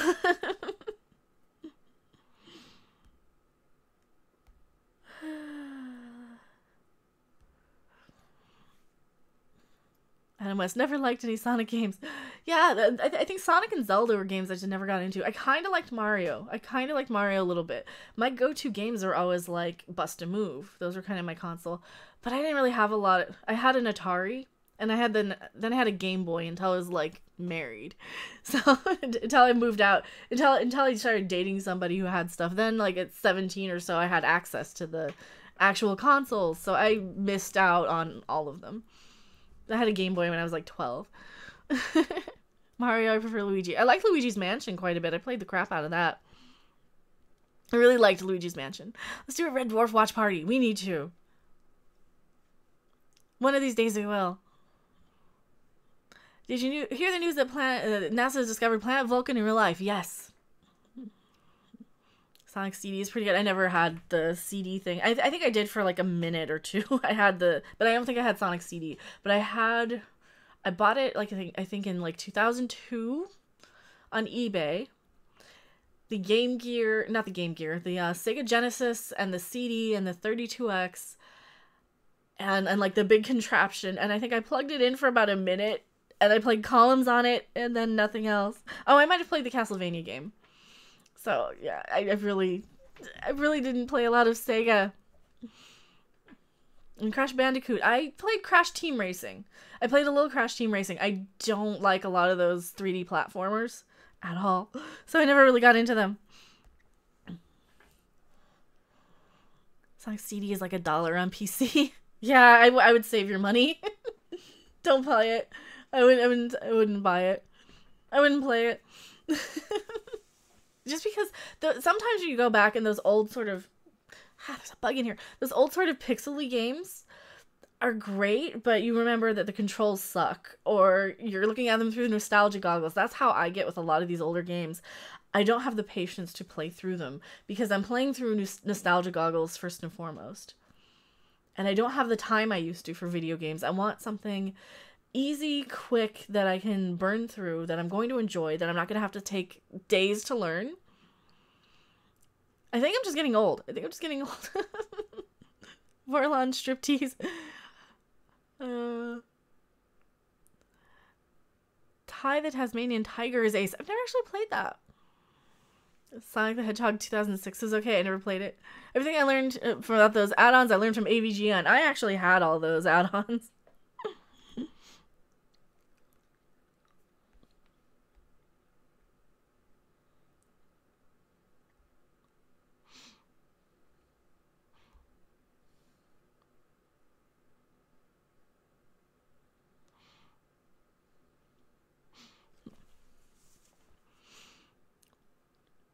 That's doing a live stream for Star Trek 25th anniversary game. Is there a 25th anniversary game?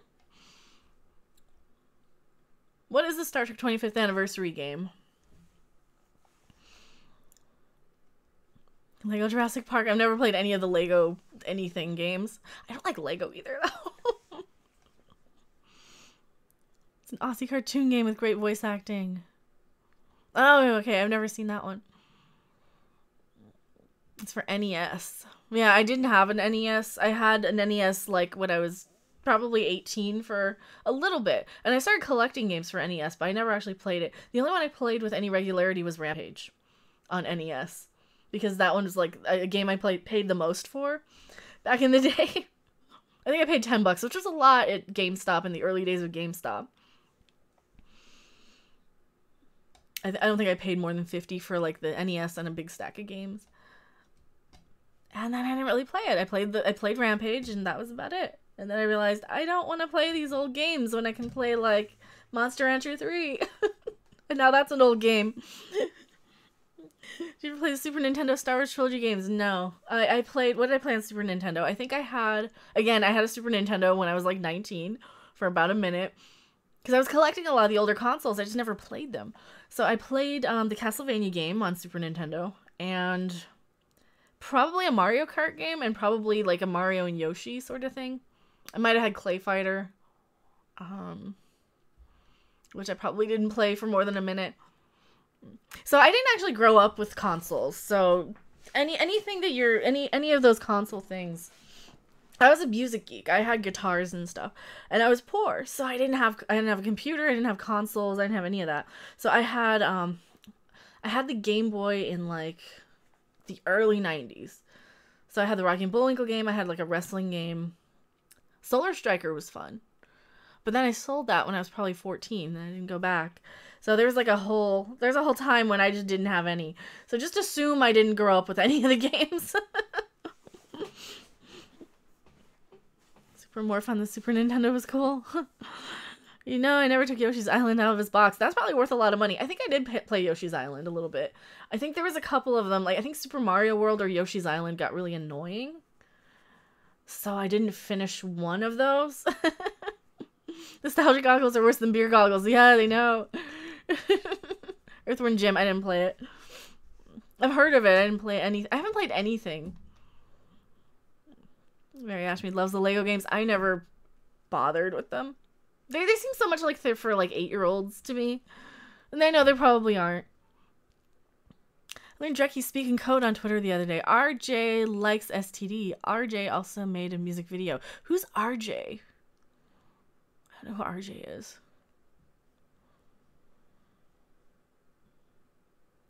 Ryan Johnson.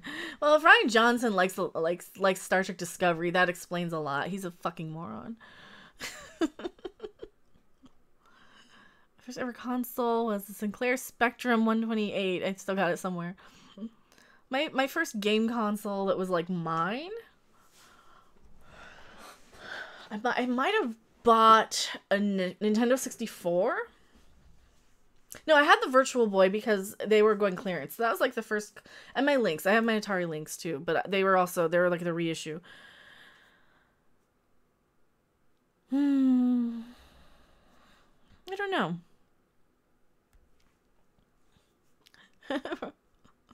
Top 5 music artists. Depending on the genre.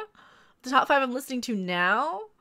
Blind Guardian, Devo. I don't know. Ween is probably up there still. Anything Glenn Danzig does. Love Typo Negative.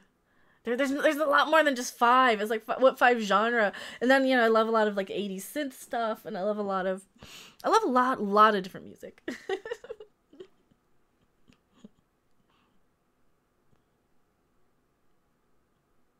Freddy TM is coming. Oh, I love Freddy Krueger. We got Freddy Krueger plushie. My favorite game is Gran Turismo 2. Gran Turismo 2. Okay, I think that one had... That was like a PlayStation 2 game, right? No, that didn't come with the system. Which one came with it? I think ATV Offer and Fury came with a PlayStation 2, I think. You can't speak ill of Johnson. People with mental disabilities are people too. I know, but he's got millions, so he can cry into them. while I point at him and laugh. David Chilson says PS1. I did get a PS1, but it wasn't like mine. I was married at the time, so it was his. But I had the Virtual Boy. I actually had every game for the Virtual Boy. I wish I didn't have to sell them, but I did have to sell them a while ago. And of course I had Dreamcast, and I still have like my couple of Dreamcast games. Top 5 rock bands. Ooh, Deep Purple probably is up there. I guess they're a rock, like a regular rock. Because when I think rock, like I think classic rock. So Deep Purple's up there. Iron Maiden would be heavy metal. Deep Purple wouldn't be heavy metal. I don't know. What do you consider rock? I need to say any more death metal, not new metal. I don't like a lot of the growly death metal, as long as it's like King Diamond melodic stuff. Because I love King Diamond. I love Merciful Fate. I'm not really huge on like death metal. Like Cannibal Corpse is really tiresome sometimes, but I do kind of like them sometimes. Bon Jovi never really. I mean, I was like 6 when they were really popular, so I remember liking Slippery When Wet a lot when I was a kid, and then I really grew out of it hard around 8. I loved Guns N' Roses when I was a kid too, and that, I mean, when you're like 7, your musical taste really changes.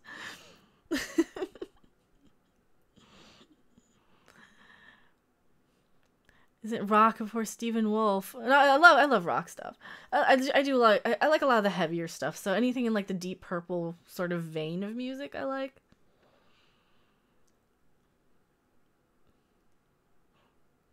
Led Zeppelin or Whitesnake? Deep Purple. Dave Coverdale version of Deep Purple. No. Led Zeppelin is another one of those bands I can probably never hear for the rest of my life. Because I get tired of them. They're really good though still. I mean, I can still listen to like Babe, I'm Gonna Leave You. Whitesnake is good. Oh, I've seen Whitesnake live. So I really like Whitesnake. But I think Led Zeppelin's a better band than Whitesnake. And I think there's more Led Zeppelin songs that I can listen to than Whitesnake songs. Because Whitesnake has a couple of songs that I really love. But yeah. So Led Zeppelin I think is better than Whitesnake. The Kinks and Madness. Madness is great. Madness is great. The Kinks were great for like the 70s stuff or 60s and 70s stuff that I have of them. I didn't really get to listen to a lot of their later, but I do like a lot of the Kinks. I love Madness as well. And Madness is one of those bands I can just listen to, you know, their albums, and I can just let the playlists play on YouTube and they're fine. Nirvana. So Nirvana, I was like 14 when Kurt killed himself. Nirvana, I really can take or leave. It depends on the song. I never want to hear Come As You Are as long as I live. I can never hear Smells Like Teen Spirit.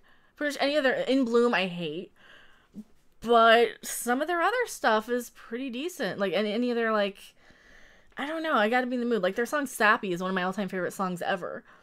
So I really have to be in the right mood for Nirvana. Did you like any Garbage, Metric, or The Kills? Well, Garbage had like an album when I was a teenager, so I don't know if you're talking about like recent. I don't know who Metric or The Kills are, but Garbage had like that first album that was really good. With I'm Only Happy When It Rains. I liked that one quite a bit when it came out. Were Madness popular in America? No. Madness were not popular in America. People in America only know Our House. People do not know Baggy Trousers. People do not know Nightboat to Cairo. I think Nightboat to Cairo is getting a little bit of a resurgence. But yeah, I'm somebody I can hear like, you know, My Girl and Tomorrow's Just Another Day. I can hear like all of their songs. I love Madness. They're one of my favorite bands too. Pretty much all their singles are great. I don't know. In Bloom Blue. Yeah, In Bloom is so whiny. So many of the Nirvana hits were just bad. They were just bad. Didn't Led Zeppelin plagiarize a few songs from their albums? Oh yeah, Babe, I'm Gonna Leave You was a plagiarized song. They stole a lot of Stairway to Heaven from Spirit. Yeah, they did. The Cranberries. I didn't really get into the Cranberries that much. They had like a couple of songs and they... I don't know. I actually heard one song I totally forgot about on just an obscure 90s sort of playlist. Because I wanted to go back and hear more obscure stuff, because that's what I was listening to. I was listening to, like, the obscure alternative stations. So anytime Zombie or something would come on, I'd change the station immediately. I couldn't stand that one. But there's another one, Salvation, that I kind of remember hearing as a teenager. And that one actually wasn't too bad from the Cranberries. I don't know. I kind of prefer that to their hits. But I never liked a lot of hits anyway. I'm very much I was like a hipster back in the... I was a hipster when I was a little kid, even. I'm frightened and confused by Growling Me. Which one? Treat Nirvana like REM, hit or miss with me. Yeah, that's true. That's true too. Horrible buffering. I'm so sorry if it's buffering again. That's been all day. All day it's been buffering for people. I'm so sorry, you guys. Yep, I like Salvation. I like that one too. Like Metallica? Metallica was okay. Heavy metal, Growling Women are scary. Metallica had 2 good albums. And they had a lot of really great covers. Anytime that you had the Metallica covers, I think were really amazing. I loved anything they did with like Diamond Head. I'm such a huge Diamond Head fan though. So I can kind of give Metallica a pass for being so into Diamond Head and Merciful Fate and all the good bands. I kind of treat Metallica as like a good cover band sort of band.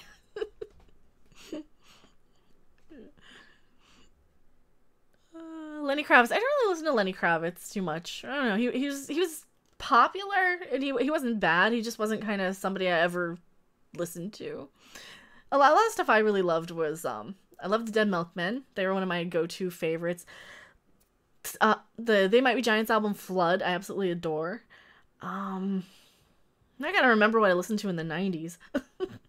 The Cramps. I listened to a lot of Cramps in the 90s, a lot of Ramones, a lot of Sam Hain, a lot of Misfits, a lot of anything Danzig was putting out in that time period, because I think Danzig 4 had come out. Danzig 4 had come out when I was in high school. And I remember, I think Satan's Child had just come out by the time I got to see him. And I saw him on my 18th birthday. The band The Electric Hellfire Club quickly outshadowed Danzig because they were absolutely amazing. Absolutely love The Electric Hellfire Club, one of my all-time favorite bands ever. I got to see them open for Danzig on my 18th birthday in Lawrence, Kansas, and they stole the show. It was them, and then Cold Chamber, and then Danzig went on, and yeah, The Electric Hellfire Club were the highlight. Punk rock girl. Well, Dead Milkman, that Beelzebubba is one of my Desert Island albums, I think, because there's not a bad song on Beelzebubba. You know, you've got Life is Shit, you've got Brat and the Frat, you've got, you know, everything on that album is good. Ringo Buys a Rifle is hilarious even on that. That's not Kosh, that's a Encounter suit. Tentacle Monster. Steal from the best. Pink Floyd's earlier stuff. Oh yeah, I love the Syd Barrett era Floyd. I absolutely love Piper at the Gates of Dawn. Pretty much anything from that. Ramones, Danzig, yep. Yeah, I liked a lot of the punk rock stuff then, and a lot of, like, 45 Grave were one of my favorites as well. I still love 45 Grave. I got really into them. Typo Negative was pretty popular when I was a teenager.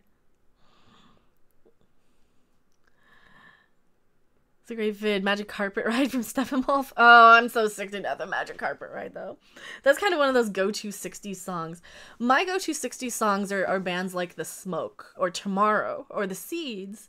That's kind of my biggest wheelhouse of music, is that late 60s sort of obscure music. You get a lot of really great one-off stuff like The Human Expression, or The Lemon Drops. I love The Lemon Drops. Oh my god. They have a song called Crystal Pure, which is one of the best. It's kind of early punk rock. I think it was written in like 1968 or something, and it is punk rock. It is amazing. And this is from a band that did a song called I Live in the Springtime, without a drum track even on that song. But then you got Crystal Pure, which is just heavy and amazing. And I would love to be able to play it for you guys, but I can't. So I love the Lemon Drops. They're one of my favorites, too, from that era. And the Seeds, pretty much anything the Seeds did. 13th Floor Elevators. The Zombies I still love. They're pretty popular, though. I think everyone knows who they are. Anything Eric Burdon did in the San Francisco period. Yeah. If you like Rush, what's your favorite album? I like Rush a little bit. Yeah, the Monkees were fun, too. We were talking about the Monkees, like the Head period. Rush, my favorite Rush album, probably 2112. Probably 2112. Any of the early stuff, like anything like the first handful. The first handful had some really good stuff. I can't pick anything. Like, once they got into the 80s, they just went a little too prog. They weren't quite heavy enough for me. Rush whole collection. Love the scene where they're dropping by Kosh's quarters. The sidekick sees Kosh and then splits. Apologize, let's do this another time. Kosh is like, okay, cold beer. Hello, what have you missed? Well, we're on the 3rd episode today. This is the episode Grail with David Warner. Also, Larry and his brother Daryl and his other brother Daryl from Newhart. Rush's Limelight. Yeah, Limelight was pretty good. See, Rush are one of those bands that I heard way too much as a kid. So a lot of those bands, like, the really popular bands, I kind of, like, I'll know this stuff, but they're not my favorites. They're by no means a lot of my favorite bands are, like, super popular. Felix says Exploited. I can't name any Exploited songs off the top of my head, but they're definitely one of those punk rock ones. Rush is popular. Rush are huge. They sell out arenas. They're up there with, like, AC/DC, I think. How about 80s pop backs like Ultravox? Ultravox's song Vienna, I can't stand. I think they have some other stuff that's pretty good, though. For kind of my 80s stuff, I've just been listening to a lot more Duran Duran, Yazoo have been kind of the ones. Early Ministry. The song Revenge is great. Ministry's with sympathy. I can't talk. That album is actually really good. Start a War is a song. Punk's Not Dead. Yeah, I'd have to be able to hear it. Tribute bands are better than the original. Depends. Which tribute bands are better than the original? I don't know. I think Metallica is the best cover band I've ever heard, though. Anything that they cover, I love 10 times more than their stuff. Ween does some pretty good covers, too. I really like hearing their stuff. Because I was watching Wolf's last podcast. Ooh, like Dishonored Wolf? I like him. He's cool. Van Halen, I can take or leave. Van Halen was okay up until, like, David Lee Roth left, and then I can't do the Sammy Hagar era at all. They were just too soft for me. That was not my wheelhouse. Land of Rape and Honey is one of his best. Ministry. Okay, by the time he got to Land of Rape and Honey, he was definitely in more of the... He was not a pop act anyway. He was not synth pop. He was definitely into industrial by the time he had Land of Rape and Honey, because that had one of the best Ministry songs I've ever heard, which was Stigmata. But with Ministry, you have two specific, really different periods. You know, like the with Sympathy era is synth pop. You're getting stuff very much in the vein of like the Human League and Gary Newman and only darker. You know, it's all minor key stuff. Listen to the song Revenge. It sounds nothing like anything off of Psalm 69 or Land of Rape and Honey. It's really awesome too, and I love how diverse that the music is, like how different his range was. So that's kind of why Al Jorgensen is one of my favorite, or one of the better sort of acts out there, because he does have such different. He has a lot of different styles he can pull from. T Stoney, I'm an 80s kid. I was a little kid in the 80s. So favorite Duran Duran song. Mine's Hold Back the Rain from Rio. Okay, my favorite Duran Duran song, probably... I can listen to Union of the Snake a lot. That's definitely up there. I'm trying to think of what else I love Planet Earth. Electric Barbarella kind of snuck its way in there. That's one of their newer songs, but it's definitely worth it. It sounds so much like something from their first album. Anything off like their first album is really good too. Seven and the Ragged Tiger. Anything off of that's pretty good as well. Anything off of that. Electric from Mendazaland.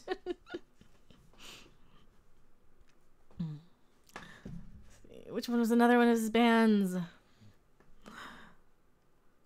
I'm missing half the chat now. More Sacrilege. I enjoy Van Hagar more. See, and that's the thing. Don't take offense to that, because I like one Van Halen song. I like Ain't Talking About Love, I think. I kind of like I'll Wait. I'm not the hugest Van Halen fan at all. Peter Gabriel. Okay, Peter Gabriel, I really liked his Genesis period. Peter Gabriel's solo as well. You have some of like the best solo stuff. I think I have a greatest hits of his. I do like a few Peter Gabriel songs. There's a couple of really good early songs that he did before Sledgehammer that I loved.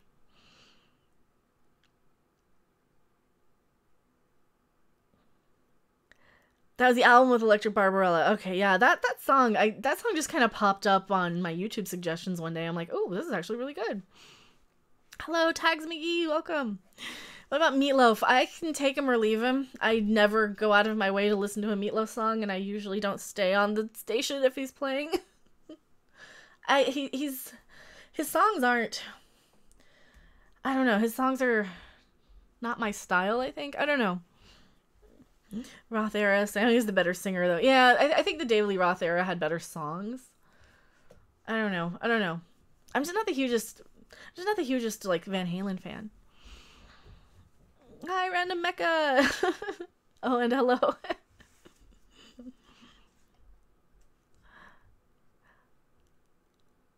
Mendazaland has a lot of good songs. Be My Icon, great Duran Duran song about a stalker. I'm gonna have to check out the rest of that album, because I keep hearing Duran Duran stuff and I keep liking it. Same thing with early Tears for Fears. Anything that I want to say Kurt was singing, I really like the Tears for Fears, like the early stuff. I know people have that meme of the All Around Me Are Familiar Faces shit. I know the Tears for Fears version. So Pale Shelter I love. I actually really like Tears for Fears quite a bit now that I think about it.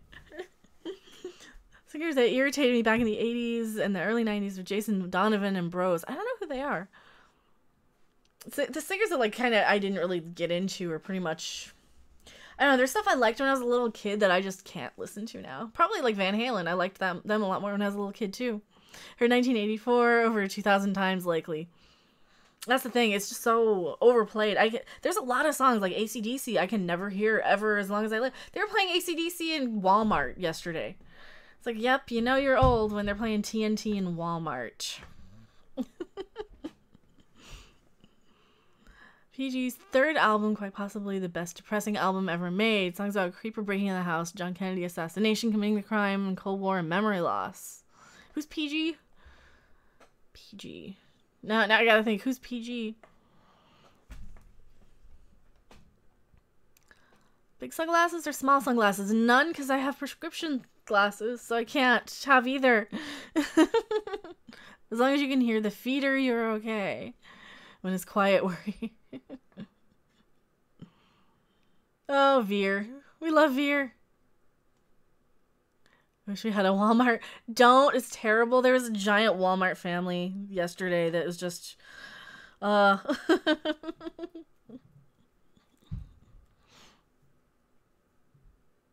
Feeders look tasty like children.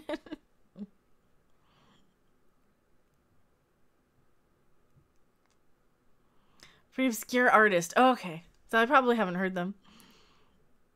It depends on the artist. Sometimes some of the obscure ones I know, some of them I don't. Walmart is slow death. It is. Yeah, Motorhead music's now selling Hyundai. Yeah, and I think Motorhead's another one of those bands. As much as I like them, I don't need to ever hear Ace of Spades ever again for the rest of my life. Like, same thing with Thin Lizzy. I can never hear The Boys Are Back in Town, and I'll be happy. You Shook Me All Night Long is another song I never want to hear for the rest of my life.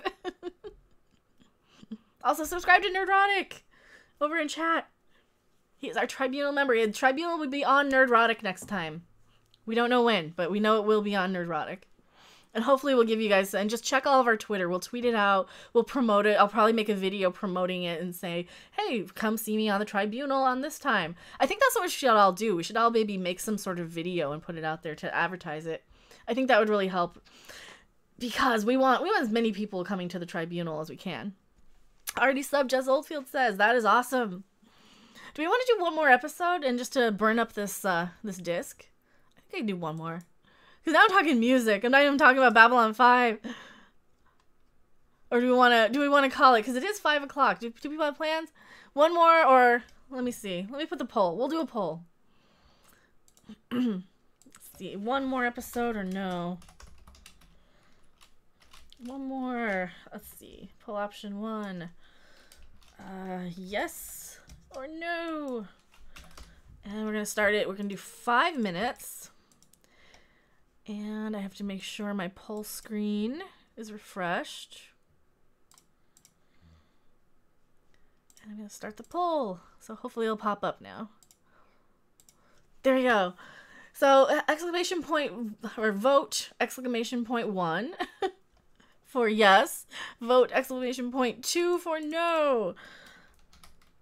I vote 1. There. Exclamation point vote. And then it should take that if you want to stay. No, if you want to close the stream. And in the meantime, I will load up the next episode just in case we do stay, because I think we will probably. Since I've got them, I've got the digital backups. I think that helps. Episode 16. It will be episode 16. Eyes.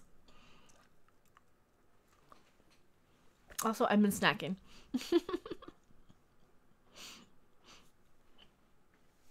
Oh, last night was such a fun stream, but it really kicked my butt. It was very, it was long. It was a good 3-hour stream, but we were tipsy.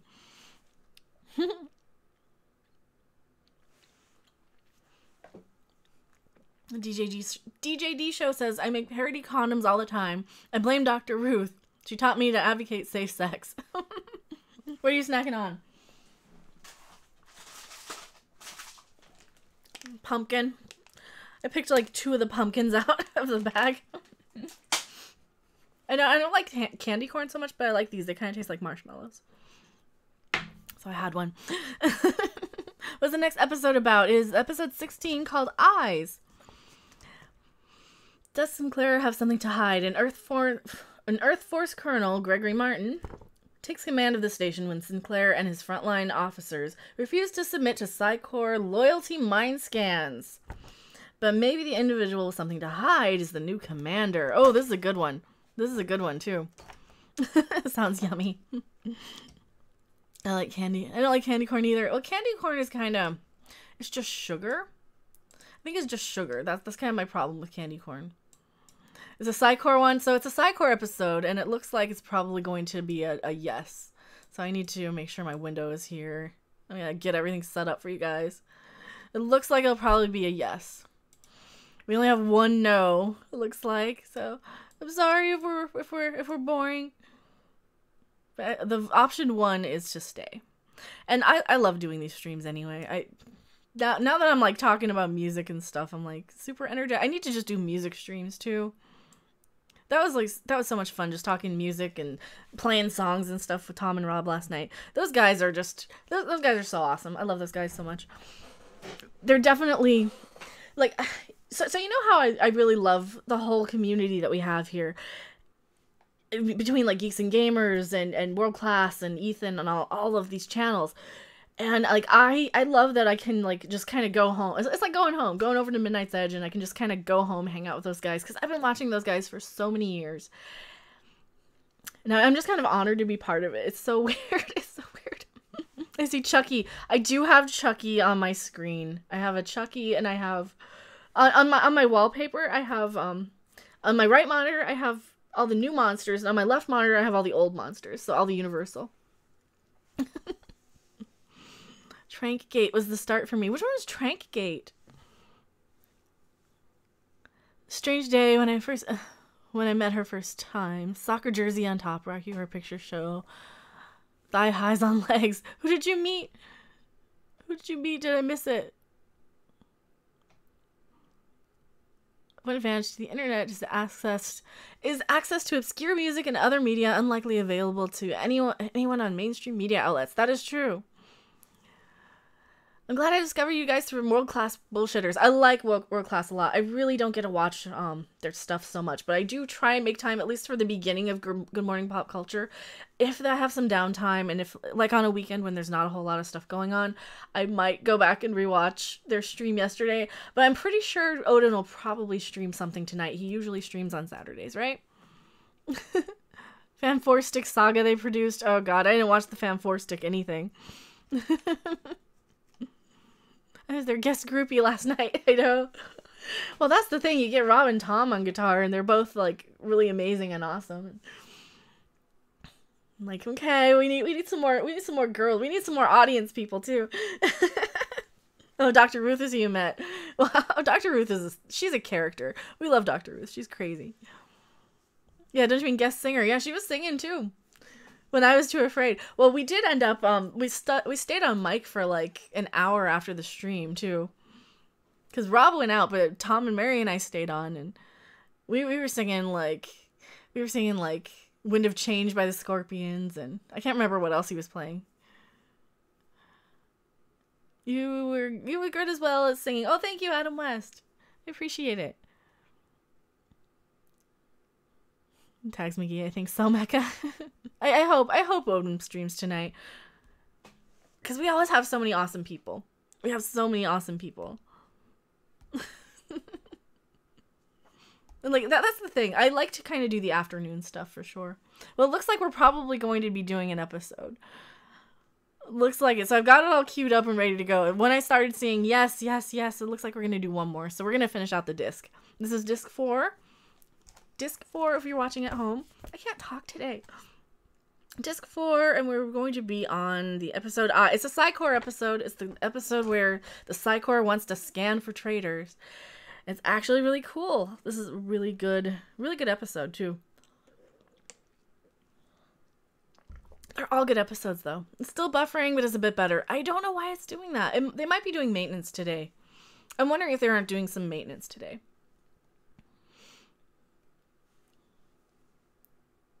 Talk like a sailor and a trucker off camera. Dr. Ruth swears. That doesn't surprise me. Well, she was a sniper in the Israeli army, so she's a character anyway. Poll is closing in 30 seconds. I think we're probably going to end up playing one more episode anyway. Stream has no lag at all for me. I think it just depends on where you're connecting from too. That type of thing happens to me sometimes when I'm watching Jeremy and when I'm watching Nerdrotic, but nobody else lags. So I don't know if it's like whatever ingest server that they're bouncing off of, maybe. Hi, random bot. That's my little Starbug bot. Most votes for yes, 2 votes. Oh, I could have not voted, and it would have been a tie. Stream has no lag at all for me, so it's got to be localized, probably. All right, one more episode. Episode 16, Eyes. This is a Psycore episode, so it's a good one. At least I think it's a good one. And Grail wasn't bad. Grail was okay.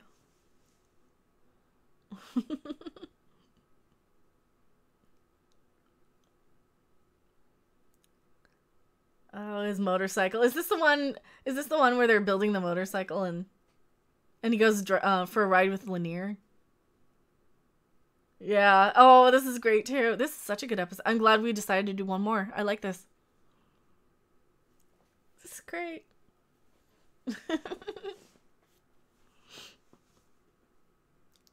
Yep, still alive. We are still alive. Yeah, that's the problem with the lag, is when you're trying to sing along with something, it lags. Hopefully it wasn't so bad for you guys if I was singing along with Tom. I don't know how it was, because like I was right on time.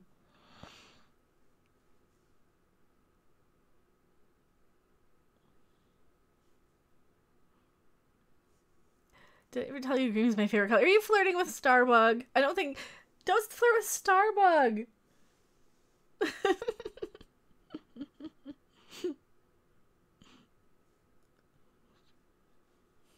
It's a bot. I know. Starbug is sexy. Starbug's a cutie. You sounded good. Oh, thank you. I don't know how lagged I was, but we're kind of in the same part of the country, though. We're both in Wisconsin. And he's on the other end of the state, though.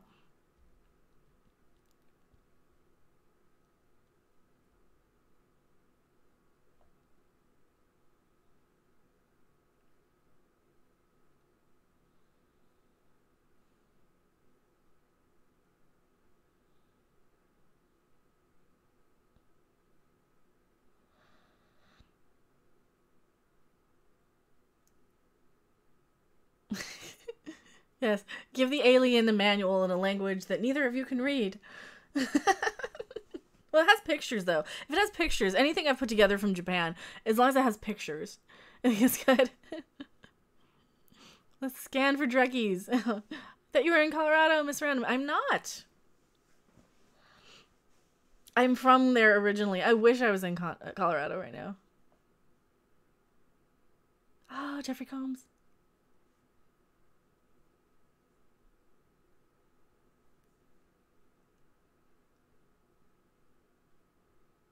I forgot he was in this. I forgot he was in Psycore.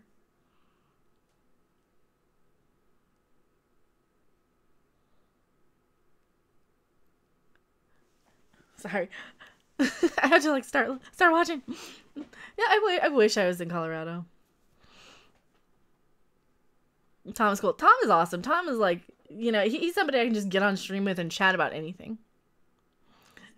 I have a roommate that says the same thing. I know. Well, I grew up in Colorado, so I do go back and visit my mother quite a bit.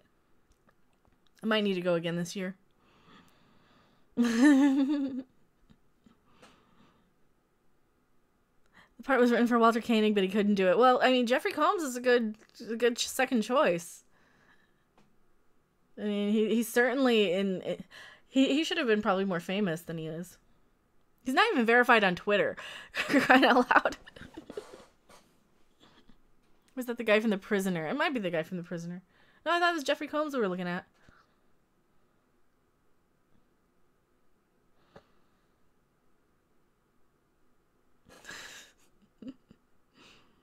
Oh, the show is so good still. Yeah, and anytime the Psycore is on here. Yeah, Wei-Yun for the win. Well, Shran. I really loved him as Shran on Enterprise. And I don't like Enterprise that much, but Shran was amazing.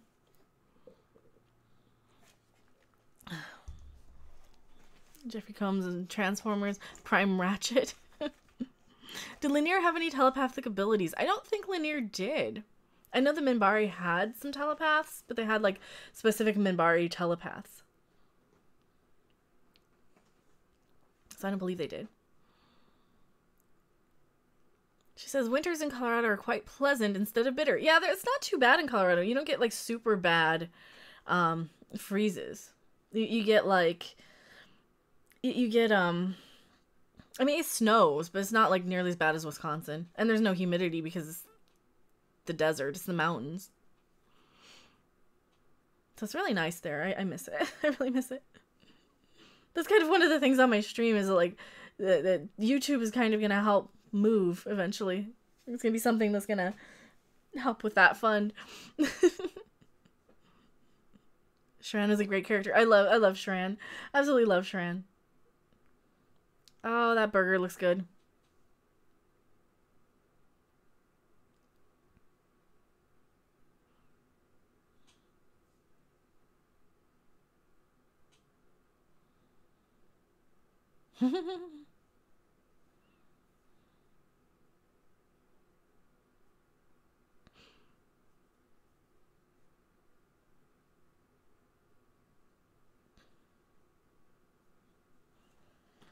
Like, never bother somebody on their lunch break.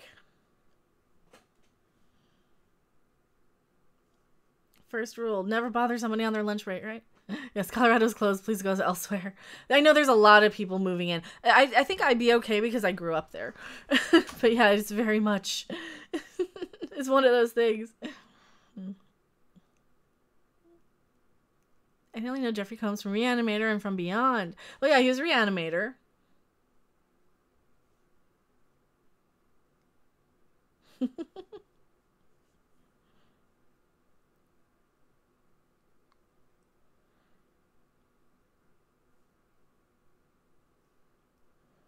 Motorcycles were cool.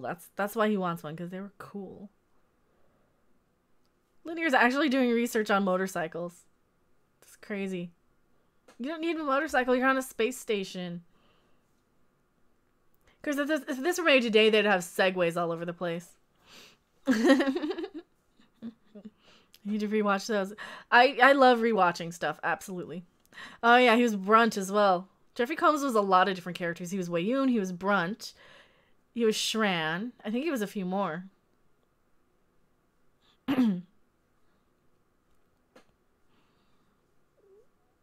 Pink skins. He was a little racist to pink skins. That's true. I loved his kind of bromance with Archer. I think that would have been a much better series than what we got with Enterprise. And had they continued, I think Shran was supposed to come back.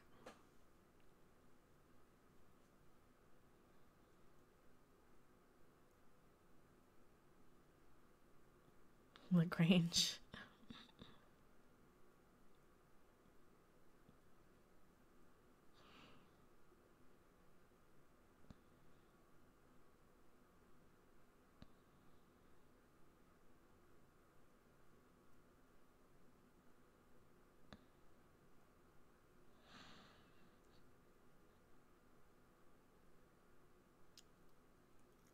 Yeah, put on the gloves. They're trying to find something. They're trying to scan for something.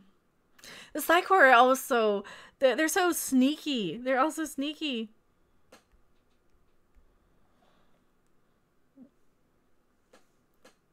Very hot and many fires. Smoke every day. Was he on the 4400? I don't know. Was he? Maybe. Home on LaGrange. That was home on the range, not LaGrange. Is Colorado closed? I'm assuming because a lot of people move in from there. Colorado is kind of one of those melting pot states where everybody wants to go, like Los Angeles or like New York. Colorado has a lot of people moving to it because, like, when I went back after 10 years, it was really different. There's a lot of new stuff, a lot of new buildings, just a lot of new people. A lot of new people. That was hilarious, and Rob asked me if I was Mormon, Mary said. Though that's the stereotype of people in Utah, though. People just assume if you're in Utah, you're a Mormon. Because there's so many. Too much growth overwhelmed my newbies. Yep, that is exactly how Colorado is. There's so many new people there. And then, like, well, that's the thing, though. If you grow up there, you know, like, okay, they're going to be on, like, the main stretch. They're going to be on the main streets. So as long as you know the back ways, you're fine. Which is fine. If I go back to where I grew up, I have no problem getting around. But there's a lot of people on, like, the main streets in Fort Collins, and, yeah. Like, dude, go around. You don't need to drive down College Avenue, okay? Be moving to Utah or Arizona soon. I'm not Mormon though. Arizona's nice. It depends on what part of it. Like and anything right on the Nevada border is not terrible. Like Bullhead City. It's quiet. It's small. Hello, John Catone. Welcome. Oh, Psycor. I'm currently stuck in Tennessee at the moment. Oh, man. Tennessee, that's like the South. That is like so much the South. I've never really been too much in the deep South. How was the blackout? It finally ended, I think, while I was out. But last night, like, okay, so half the power went out in the house. My office is on its own switch, so it didn't really go out too much, and they were, like, working on something. Some utility apparently messed something up, and then it was out for like the entire neighborhood then while they fixed it, because they had to replace a lot of stuff. Looking to move out by 2020. That's kind of my thing. I would love to move out of Wisconsin by next year. I don't see it happening because money, and but I think that's going to be the thing. So getting out of Wisconsin's good, because getting out of Wisconsin is the kind of main goal. Very nice to Qatar. Who's Qatar?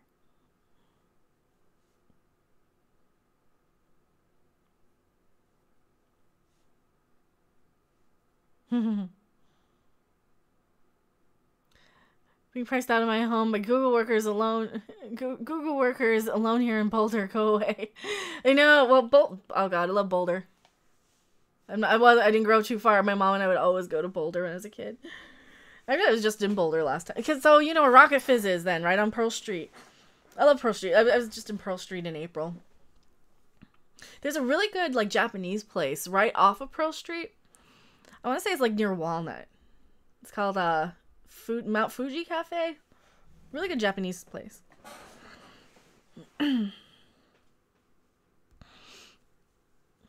old man by 2020. That's me. I'm an old person.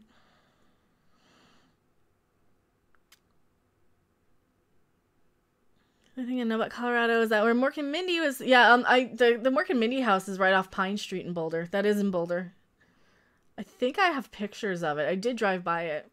It's 1619 Pine Street. I remember that because I grew up near Boulder. So Boulder used to be a nice quiet place to live. Not anymore, too big for me now. What about Niwot? I actually had never been there, and there's a really cool dispensary there, and they were really nice. Starbuds. Shout out to Starbuds. I think I have a pin.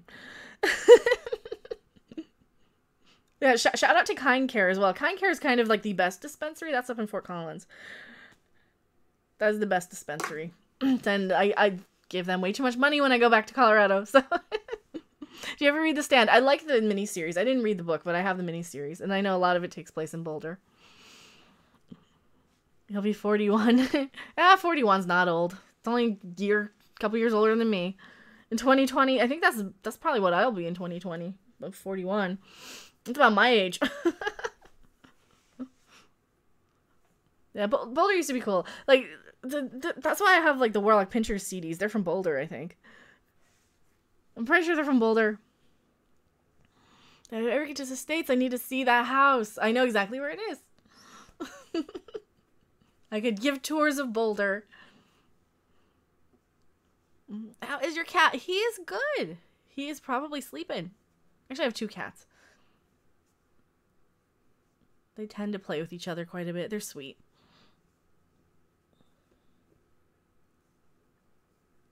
I like cats.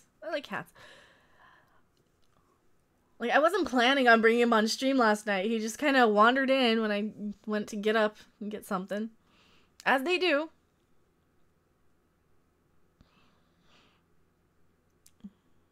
But JMS has Babylon 5 rights for the movie, and Warner has TV rights. Okay. Tags Mickey, I have mine and my roommate's cats to deal with. Yeah. Well, the one cat was a roommate anyway, and he had to move out because his school and job were closer to the next town over, and it was just too much for him to keep driving back and forth, so.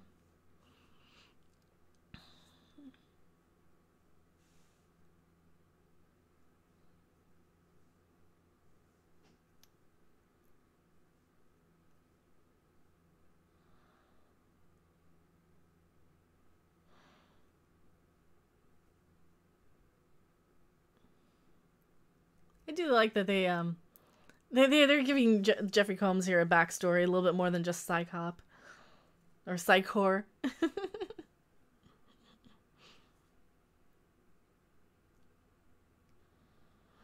Yes, I will also be 40 in 2019. I'm getting old. I'm getting old, guys.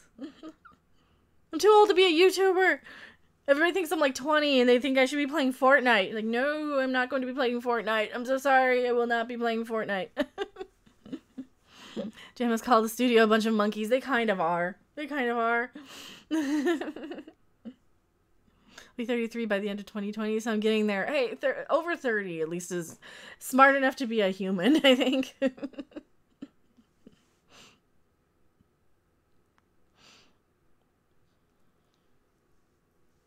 Used to eat at the deli they went to on Morgan Mindy. That's cool. Yeah, I used to go to a lot of concerts in Boulder. I used to go to like the Fox Theater.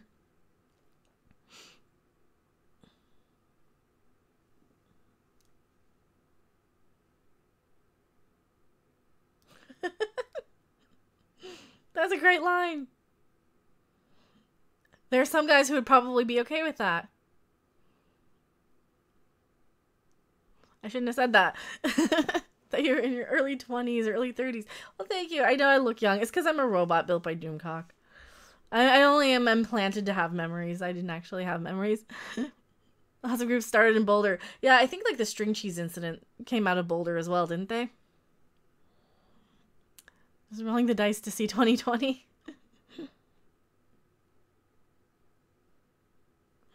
Decided and saying 39 forever. Yeah. Such bad words.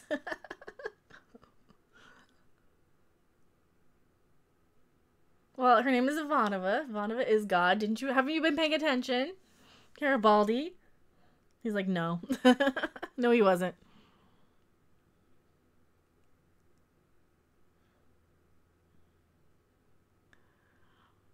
When Boulder was less populated, was it called Pebbles? No, I think it was always called Boulder. But yeah, it's really crowded and really busy there. You have a lot of new people moving into the whole Front Range in Colorado. Like I think the prairie part of the state probably is pretty empty still because it's all rural. It's kind of like West Kansas and West Nebraska. Cats rule. I do love cats. Who plays Fortnite anyway? A lot of people. It's like the #1 game on YouTube Gaming. Hello, Matthew Mann. Mary Ashmead. I love my kitties. Yeah, kitties are great. Tags me. Yeah, I don't think I could handle crowded cities. It depends on the city. I don't like living like right in the city. I like living close enough to where there's somewhere to go. But like Vegas was probably as crowded as I liked. I lived there for a long time. Cravendale videos confirm cats rule. They do. Watch out, there's a camel loose in the chat. Is there? They never showed much of Earth on Babylon 5. No, they showed a little bit here and there, but no, they really didn't. Because it was set so far away from Earth. And I think that was kind of the point. That they wanted to stress how alone they were out there. Because they kind of were. New York City is as crowded as you can get, especially Manhattan. Yeah, and I think that's where Colorado's going to be because, well, they're pricing it so high that you can't really afford to live there. 40 is a stay in mind.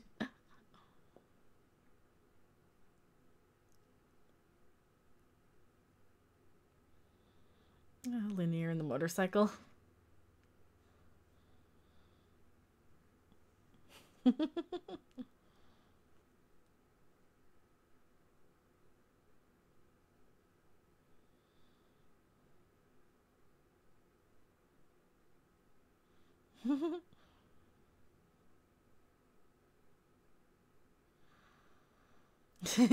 Don't kill Lanier.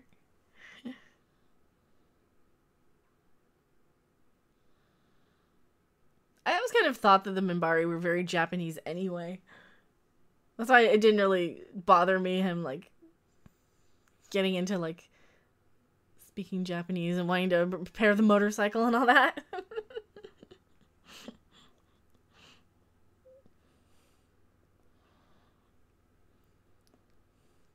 You should totally try Chicago. Well, yeah, I'm not too far. I go there every now and then. I'm going to be there for the Ghost concert. But yeah. Red Hot Chili Peppers, Warren Zevon, etc. Did the Red Hot Chili Peppers start here? Or start in Colorado? I don't know. I thought they were a California band. I don't get the appeal of Fortnite. Yeah, I don't understand. I don't get the appeal of all this multiplayer gaming that they really like to stream. I don't really get it. But I mean, hey, we do like multiplayer TV watching, so there's that. Really, right now, I'm in Wisconsin now. But I'm not that far from Chicago, and I'm not that far from, like, without, you know, without giving away the exact location. It's not impossible, an impossible day trip to go to Chicago.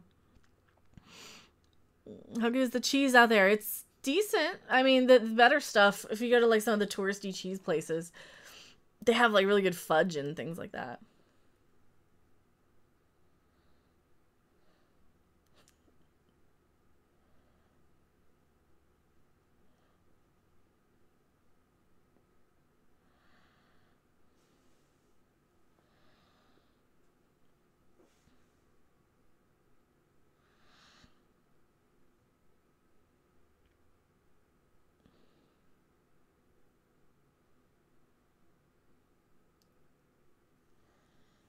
Oh, man.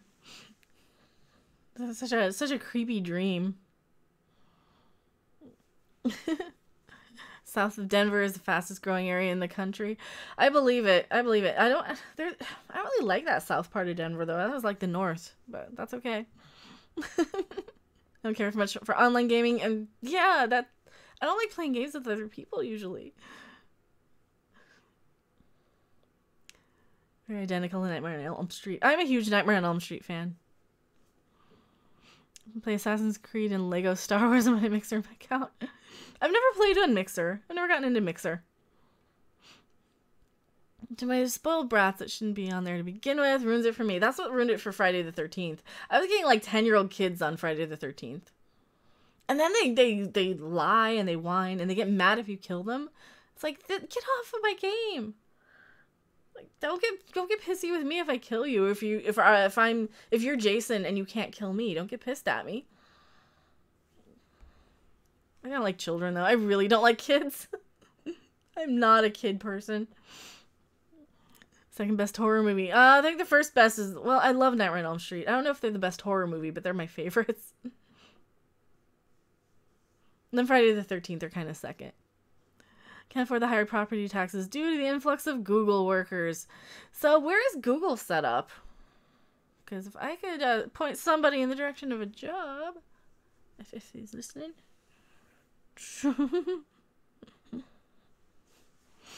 Went there later. Utah's so cheap, and so many people have moved here. That's how Vegas was. Vegas was like really cheap for a while, and everybody was moving to Vegas, and then that got overpriced.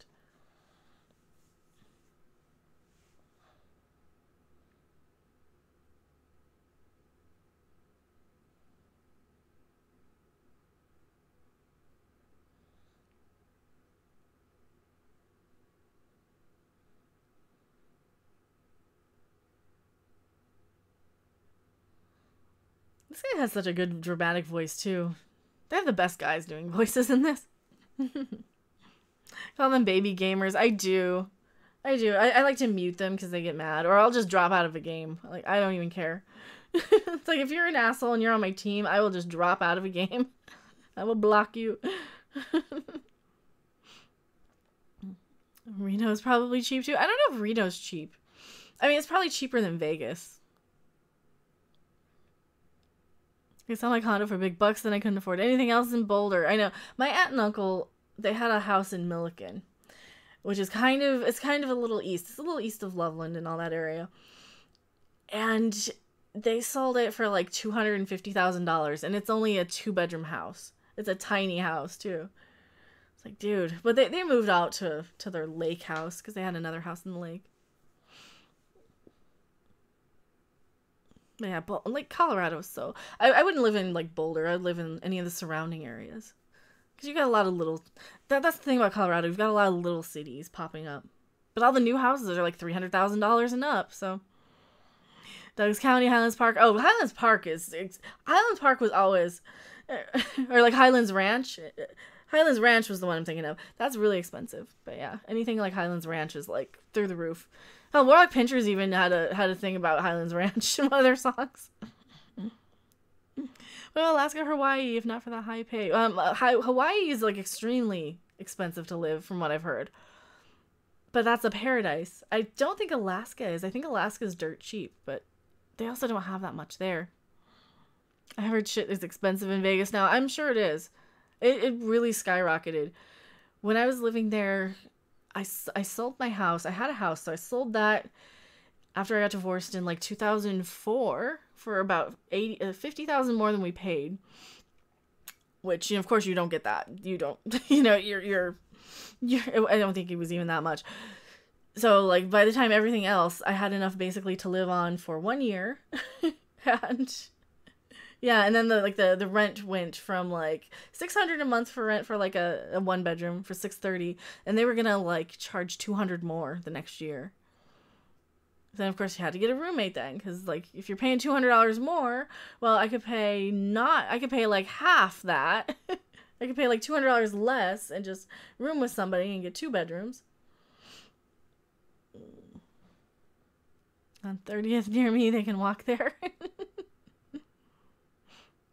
America's so cheap prices, but the pay is lousy. Oh yeah, pay is lousy. It's like I've never made more than $11 in my life at a job, so or an hour. It's crazy. Like jobs are just not a thing.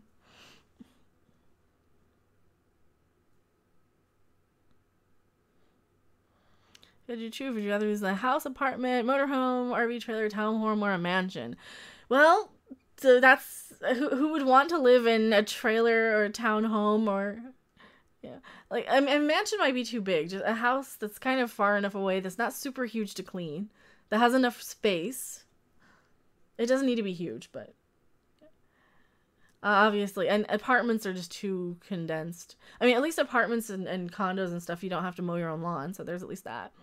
Really random, no more than an 11. 11 what? Oh yeah, I don't make money. I don't know how to make money, so like jobs don't pay anything. That's the thing. Jobs don't pay anything.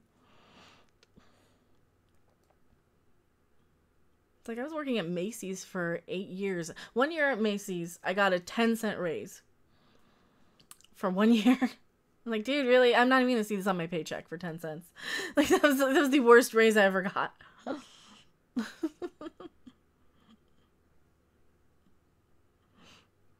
So I offered for my condo. Why not? Tent, dome, or bubble? Because electricity? I like having running water.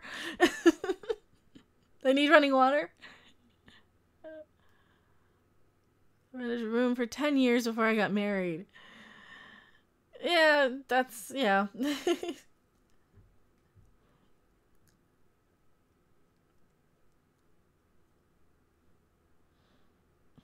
Like I don't like living with a lot of people too. That's kind of how it's so weird here, because like I don't like living with a lot of people because I'm very much a recluse. But so you say that's why people think you're a millennial. Why? What do you mean? What do I say that people think I'm a millennial? One has a mansion, for the cats. No. You can't run around here for $300. I know. Oh no. Well, I keep telling my mom she wants to sell her house. I keep telling her, don't sell your house. You're not going to find anything. You're going to be paying twice as much in rent somewhere. Don't sell your house. Do you have autism, Asperger's, or anxiety? Anxiety? For sure. I have anxiety. I have a great deal of anxiety. And a lot of depression issues, but that's kind of rude to ask somebody if they have autism. That's actually really rude.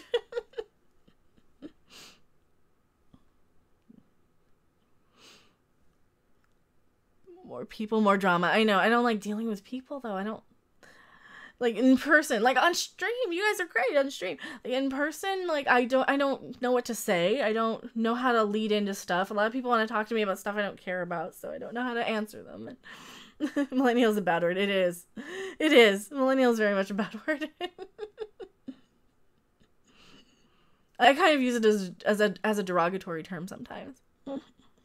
Not to mention be rude is a curious question. I know. That's why I'm like, I kind of took it as, like, it came across a little bit, but I didn't think you meant it that way. Hello is a good start. Well, talking to somebody like that is fine, because when somebody wants to talk to you about something, and you have no lead-up question, that's the thing. I don't have lead-up questions. Sometimes, you know. I'm much better at answering questions and speaking when spoken to than I am at engaging somebody and asking questions. I'm really bad at that. Because a lot of the time, you know, it'll be something like, I have no interest, or it's not even something I have no interest in, is I have no knowledge base to even ask a question about. I think that's the main thing. I have a college degree and 40 years experience, might as well be dead in job market. Yeah. I know, that's the problem with, like, jobs and stuff. There just aren't jobs. Matthew, I've been told Asperger's no longer exists. It's just being on the spectrum. I've had a girlfriend live with me once. Never again. I have enough bad habits of my own without somebody else's on top driving me mad. Well, so you just need separate places to kind of go to. I think if you live with somebody and you have, like, a space you can go away to.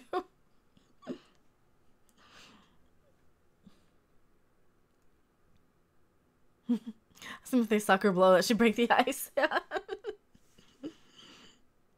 I'm suggesting that saying that work is worthless is a very millennial thing to say. Oh, well, I guess it's not worthless. It's just the jobs are so crap anymore.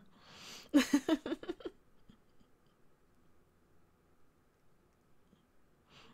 can't start a conversation to save my life. That's kind of me. I don't know how to start conversations. Matthew Mann says, I have mild autism myself. You would hardly notice it, though. Well, yeah, and I think that's a lot of people on the spectrum you wouldn't even notice. And I think they throw a lot of people on the spectrum anyway who just have anxiety, or they throw people on the spectrum who just would rather do their own thing sometimes. You can live with me, Mecca. We'll ignore each other. Well, that's the thing. I need to have my space. I definitely need to have my space. I need my alone time.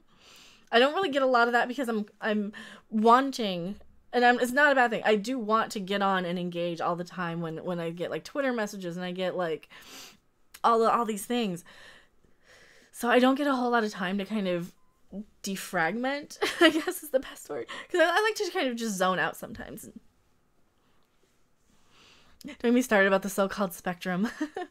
The jobs are outsourced to Mexico or India. I know a lot of jobs are outsourced to India. Like a lot of the phone stuff, for sure. 90% of your phone jobs are outsourced.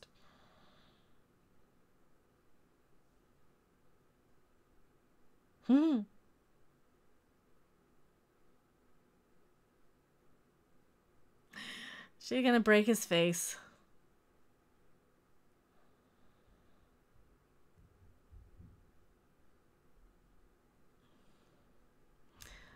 So will the Great Council idea see the light of day? I don't know. Which Great Council idea? Over from Twitter? I don't know if I have time to do it. I mean, it'd be cool. But, like, remember, I don't know who the other the other YouTuber is. I know Lore Reloaded a little bit. I've watched a couple of his videos here and there. I don't really have a lot of time to watch YouTubers, so that's the problem. I don't have a lot of time to watch YouTubers. So I don't know who the other YouTuber is that they were talking about. But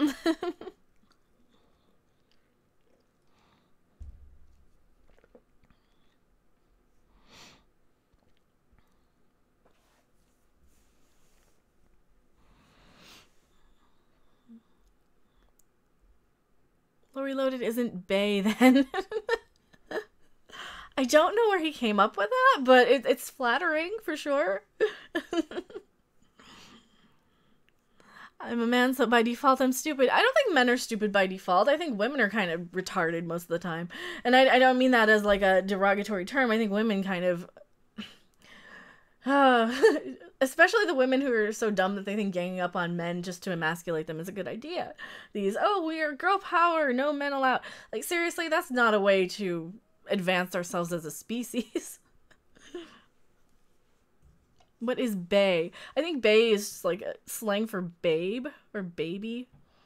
It's like a term of endearment. It came out of like a lot of like American sort of street culture and internet culture. Lots of us have OCD too. Yeah, I have a little bit of OCD. Sometimes I can get by it, but I do have to do things in a certain order in the morning, or else my day is kind of shot.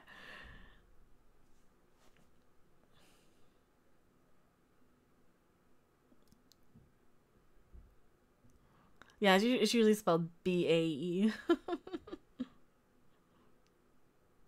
But I kind of figured that's what you meant.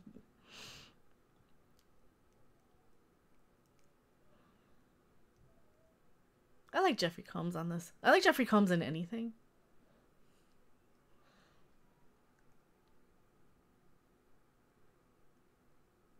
Jeffrey Combs is definitely like in my aesthetically pleasing sort of man too. I've done so many different things. I get bored really easily and I need new challenges, CD Horde said. Yeah, I tend to go from like thing to thing myself. Bell Weir says, men and women only ran one thing, that they don't like women. Well, no, and it's not like I don't like women. I don't like some women, too. Like, I don't like women like Anita Sarkeesian, obviously, because she's just a bitch. And I don't like women, you know, who male bash. I don't like a lot of the new women comedians out there, for sure. Why did you do it? What did I do? I don't know what I did. I've got a problem with people just don't like them very much. See, like, you guys are great. I can hang out with you guys all day. Just some people in like the real world, like you go into Walmart, some of those Walmart people I just don't want to deal with. What about the Kardashians?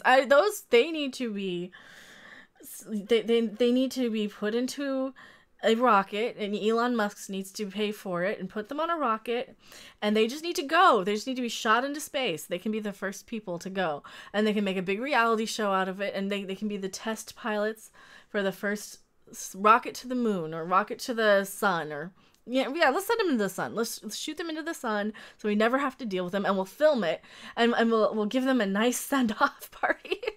And we can look at them and go, bye-bye, Kardashians.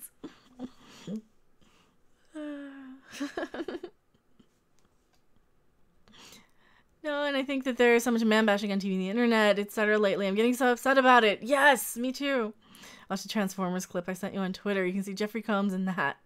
I'd like to see Jeffrey Combs in... No, sorry. Don't want to say it. Don't want to say it. I do like Jeffrey Combs quite a bit. He was so good in pretty much everything I've seen him in. I've worked retail, and damn, some people suck. I've worked a lot of retail, and yeah.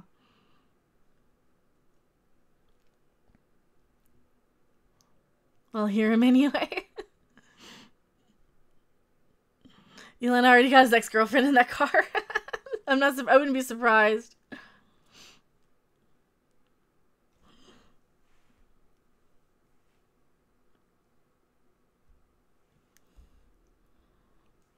Oh.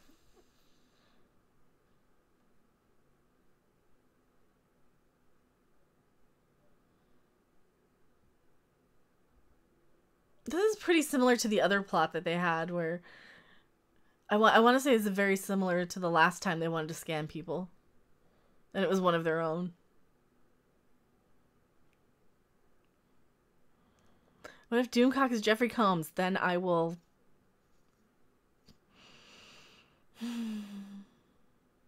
That would be amazing, actually. That would be amazing. Oh, man. I have no words. What if he was? Oh man, that would be amazing. I would swoon more than I do already. That wouldn't happen though.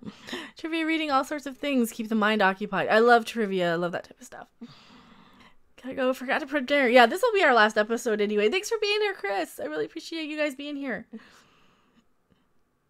That's how you get rid of a body. Can't stand going to Black Friday in stores. I can't stand the people. I used to be the person who had to take down and switch the signs out.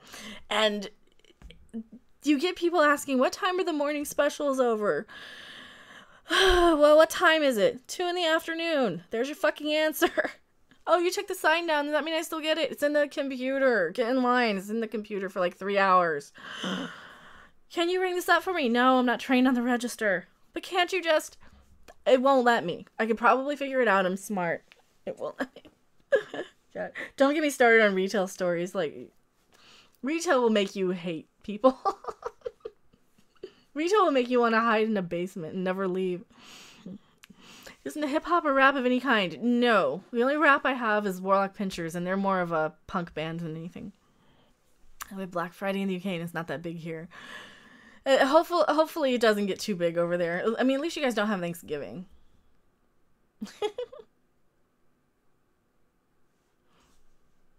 Oh god, we have Lanier and Garibaldi zipping around on their motorcycle. But Lanier's souped up. I love that. I love that so much.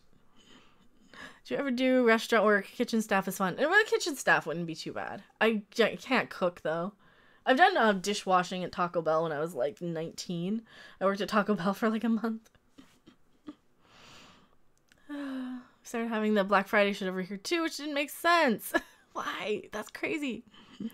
Not trying to knock women, but why do they act like they're clueless? Hard to find intelligent ones to talk to. I think a lot of women are clueless. I think that's kind of the problem. A lot of them are dumb. A lot of them don't know. They only know like their little wheelhouse of stuff. And a lot of them spend 90% of their time watching or listening to HGTV. My mom's like this too. She's on her phone. She's doing whatever. She spends all this time watching like those house flipping shows. And she doesn't actually watch stuff. And she doesn't know anything about anything. And it's so frustrating. I mean, she's my mom though. But man, just so much of that stuff. Have you heard of the indie rock band Ocean Color Scene? I have not. So that was a good episode. 2 eyes. And like, God, Jeffrey Combs. I forgot he was in that episode with the motorcycle too and Lanier. We have Bonfire Night in the UK with lots of fireworks. Oh, that's cool. I love the UK. I want to go back. I desperately want to go back. All right, we're watching this clip. What is the clip from? I'm gonna get copyrighted. Funniest ratchet moments from Transformers Prime. What is Transformers Prime? I've never even heard of Transformers Prime. That guy Mary seem intelligent. Where are the others? Stephanie isn't here right now. I haven't seen her. We have Stephanie and Tina also. Would you go to Dublin? I would love to go to Dublin. Yeah, I haven't seen Stephanie or Tina today. And we had Lori. She's also intelligent. I mean, we do get a lot of women who show up in these streams. I think it's because they know I'm not going to like... I'm not gonna like bullshit them, and I don't know. I think it's we have such a good community that like I respect them, but I'm not going to pander like and male bash. And there's a good chunk of women out there who are intelligent enough to know that, and we kind of flock together. And we had Zena the Terse in here the other day, and we had this earlier today. She was here for a while, so we've had some. And Penn Farm Girl. Penn Farm Girl's another awesome one. We do have a lot of women who watch these streams too. Makeup, clothes, and celebrity gossip seem to be all most women are interested in. Yeah, I mean, science fiction is very much one of those sort of tomboy sort of genres. A lot of women who like sci-fi were sort of tomboys, and there's nothing wrong with that. You know, I think a lot of what we see with like the fake geek girls and fake gamer girls is that they kind of are these trendy people who are on the bandwagon of stuff, but they'll still be doing their like makeup tutorial videos and cosplay videos and all that stuff, and you have this sort of girly younger demographic of women especially who are kind of they're trendies. They're trendies, but they're latching onto geek culture because geek culture is trendy right now. And one of the one of the problems I have with that is that it kind of waters down a lot of what actual geek culture is. This is why we have bad characters that they're, because they're trying to, I don't know if they're trying for this audience or they have this audience and they're trying to pander to them. But, they're trying to get all these characters like Ray and Mikey Spock as these sort of feminist icon characters, and what happens is you piss off the old female fans. You piss off people like me who are around since the beginning, who are tomboys. I like a lot of boy sort of things. I'm not the hugest person into clothes and girly stuff, and comes down to the stereotypes and at times dumb blondes, brainy brunettes, and fiery redheads. I think some of us are kind of fiery. I'm definitely in the fiery part. Spoken to people that were involved in conventions in the early 70s, and the split was close to 50% women then. Yeah, women were into Star Trek even in the 60s. Oh yeah, well, because that was just a TV show back then, and you had less of a separation, I think. It wasn't until the 70s where you really had a lot of, like, the jock culture separated with the geek culture, and you had a lot of, you had kind of this anti-intellectualism that sort of run rampant, and it was really starting then, and that's like when Devo was starting with their, de-evolution is a thing that's actually happening sort of movement, and nerds were bullied, and smart people were bullied quite a lot more, and a lot of that came around from the 70s and 80s especially. Characters are so hollow. Lost in Space had a lot of family fans. Well, Lost in Space was a kid show. I can forgive the old Lost in Space for being a kid show. There's a great #van life documentary about the posers and the real and how it's promoted and seen. Very interesting. It reminds me a lot of geek culture. Xena was good for women in the 90s, but it's going backwards now with a dumb down. Yeah, Xena was really good, I think. I think Xena was, I don't know if I can rewatch it, but it was definitely good. I do have all the Xena on DVD as well. Well, yeah, thank you guys so much for hanging out. It's, what would Ravens be? I don't know what Ravens would be. Xena was the shit. I like Xena. I do still like it. And Xena and Xena, if they do reboot it, if they remake it, they just need to do like a side story or make it in another time. Because we know that Xena and Gabrielle traveled throughout different lifetimes together as established in the show. They could make that now. They could make a Xena and Gabrielle sort of show where they're tough biker chicks. They could do any sort of thing like that and have them go around, blowing the heads off of stuff, and they could do all sorts of stuff. It could still be an actiony sort of fighting show. It could be a show based on MMA fighters, and you could still have Xena and Gabrielle because they both look good. Don't reboot Xena. Just give us a continuation. Give us the same character types, but not Xena and Gabrielle, because they're still the same sort of personalities. Gabrielle's cute as hell, and she was. Whatever, bring Lucy Lawless back. Absolutely. But bring them both back. But yeah, thank you guys so much for hanging out. These are super fun. I am exhausted. Absolutely exhausted. We did have that awesome epic 3-hour sort of drunk singing sort of stream, and thank you so much to Tom and Rob from Midnight's Edge and Mary for hanging out on voice with us. Hopefully the voice sounded okay for you guys. Hopefully my way of doing Google Hangouts is okay, because I like having the pop-ups when we have new subscribers and stuff. Thank you guys so much. I don't know who else to send you to. I don't know who else is live, but but yeah, I don't know who else is live. I think Odin might go live tonight. If anything, I'll try and retweet if I see other channels that are going live tonight. And if I have any word on when the tribunal is set in stone next, I will definitely make a video for you guys and give the links to Gary's channel and Doomcock and Midnight's Edge. So I'll make something for that and promote that for you guys, because we need as many of you and as many of us there as we can get, because I think these tribunals are such an amazing idea, and I think they're gonna be I think they're gonna be really fun to do. I think putting these pop culture issues on trial is such a brilliant thing, and I love that Doomcock came up with that, so I had fun. Yeah, thank you guys so much. That was a blast. Thank you, everybody. It was a great stream. You need to watch that stream. If you guys do want to watch it, it's still available. It is from last night. It was kind of a mess because I was a little tipsy, so. But yeah, thank you guys so much. Nerdrotic will be doing a non-spoiler recap of Manic later tonight. Okay, Nerdrotic will be live later tonight. I don't know if anybody else in our community is, but definitely like shouting you guys out for that too. I was just tired high. Yeah, and I was pretty tired as well. We were going pretty late, but thank you guys so much, and I will see you guys all at the next live stream or video or whatever. Bye!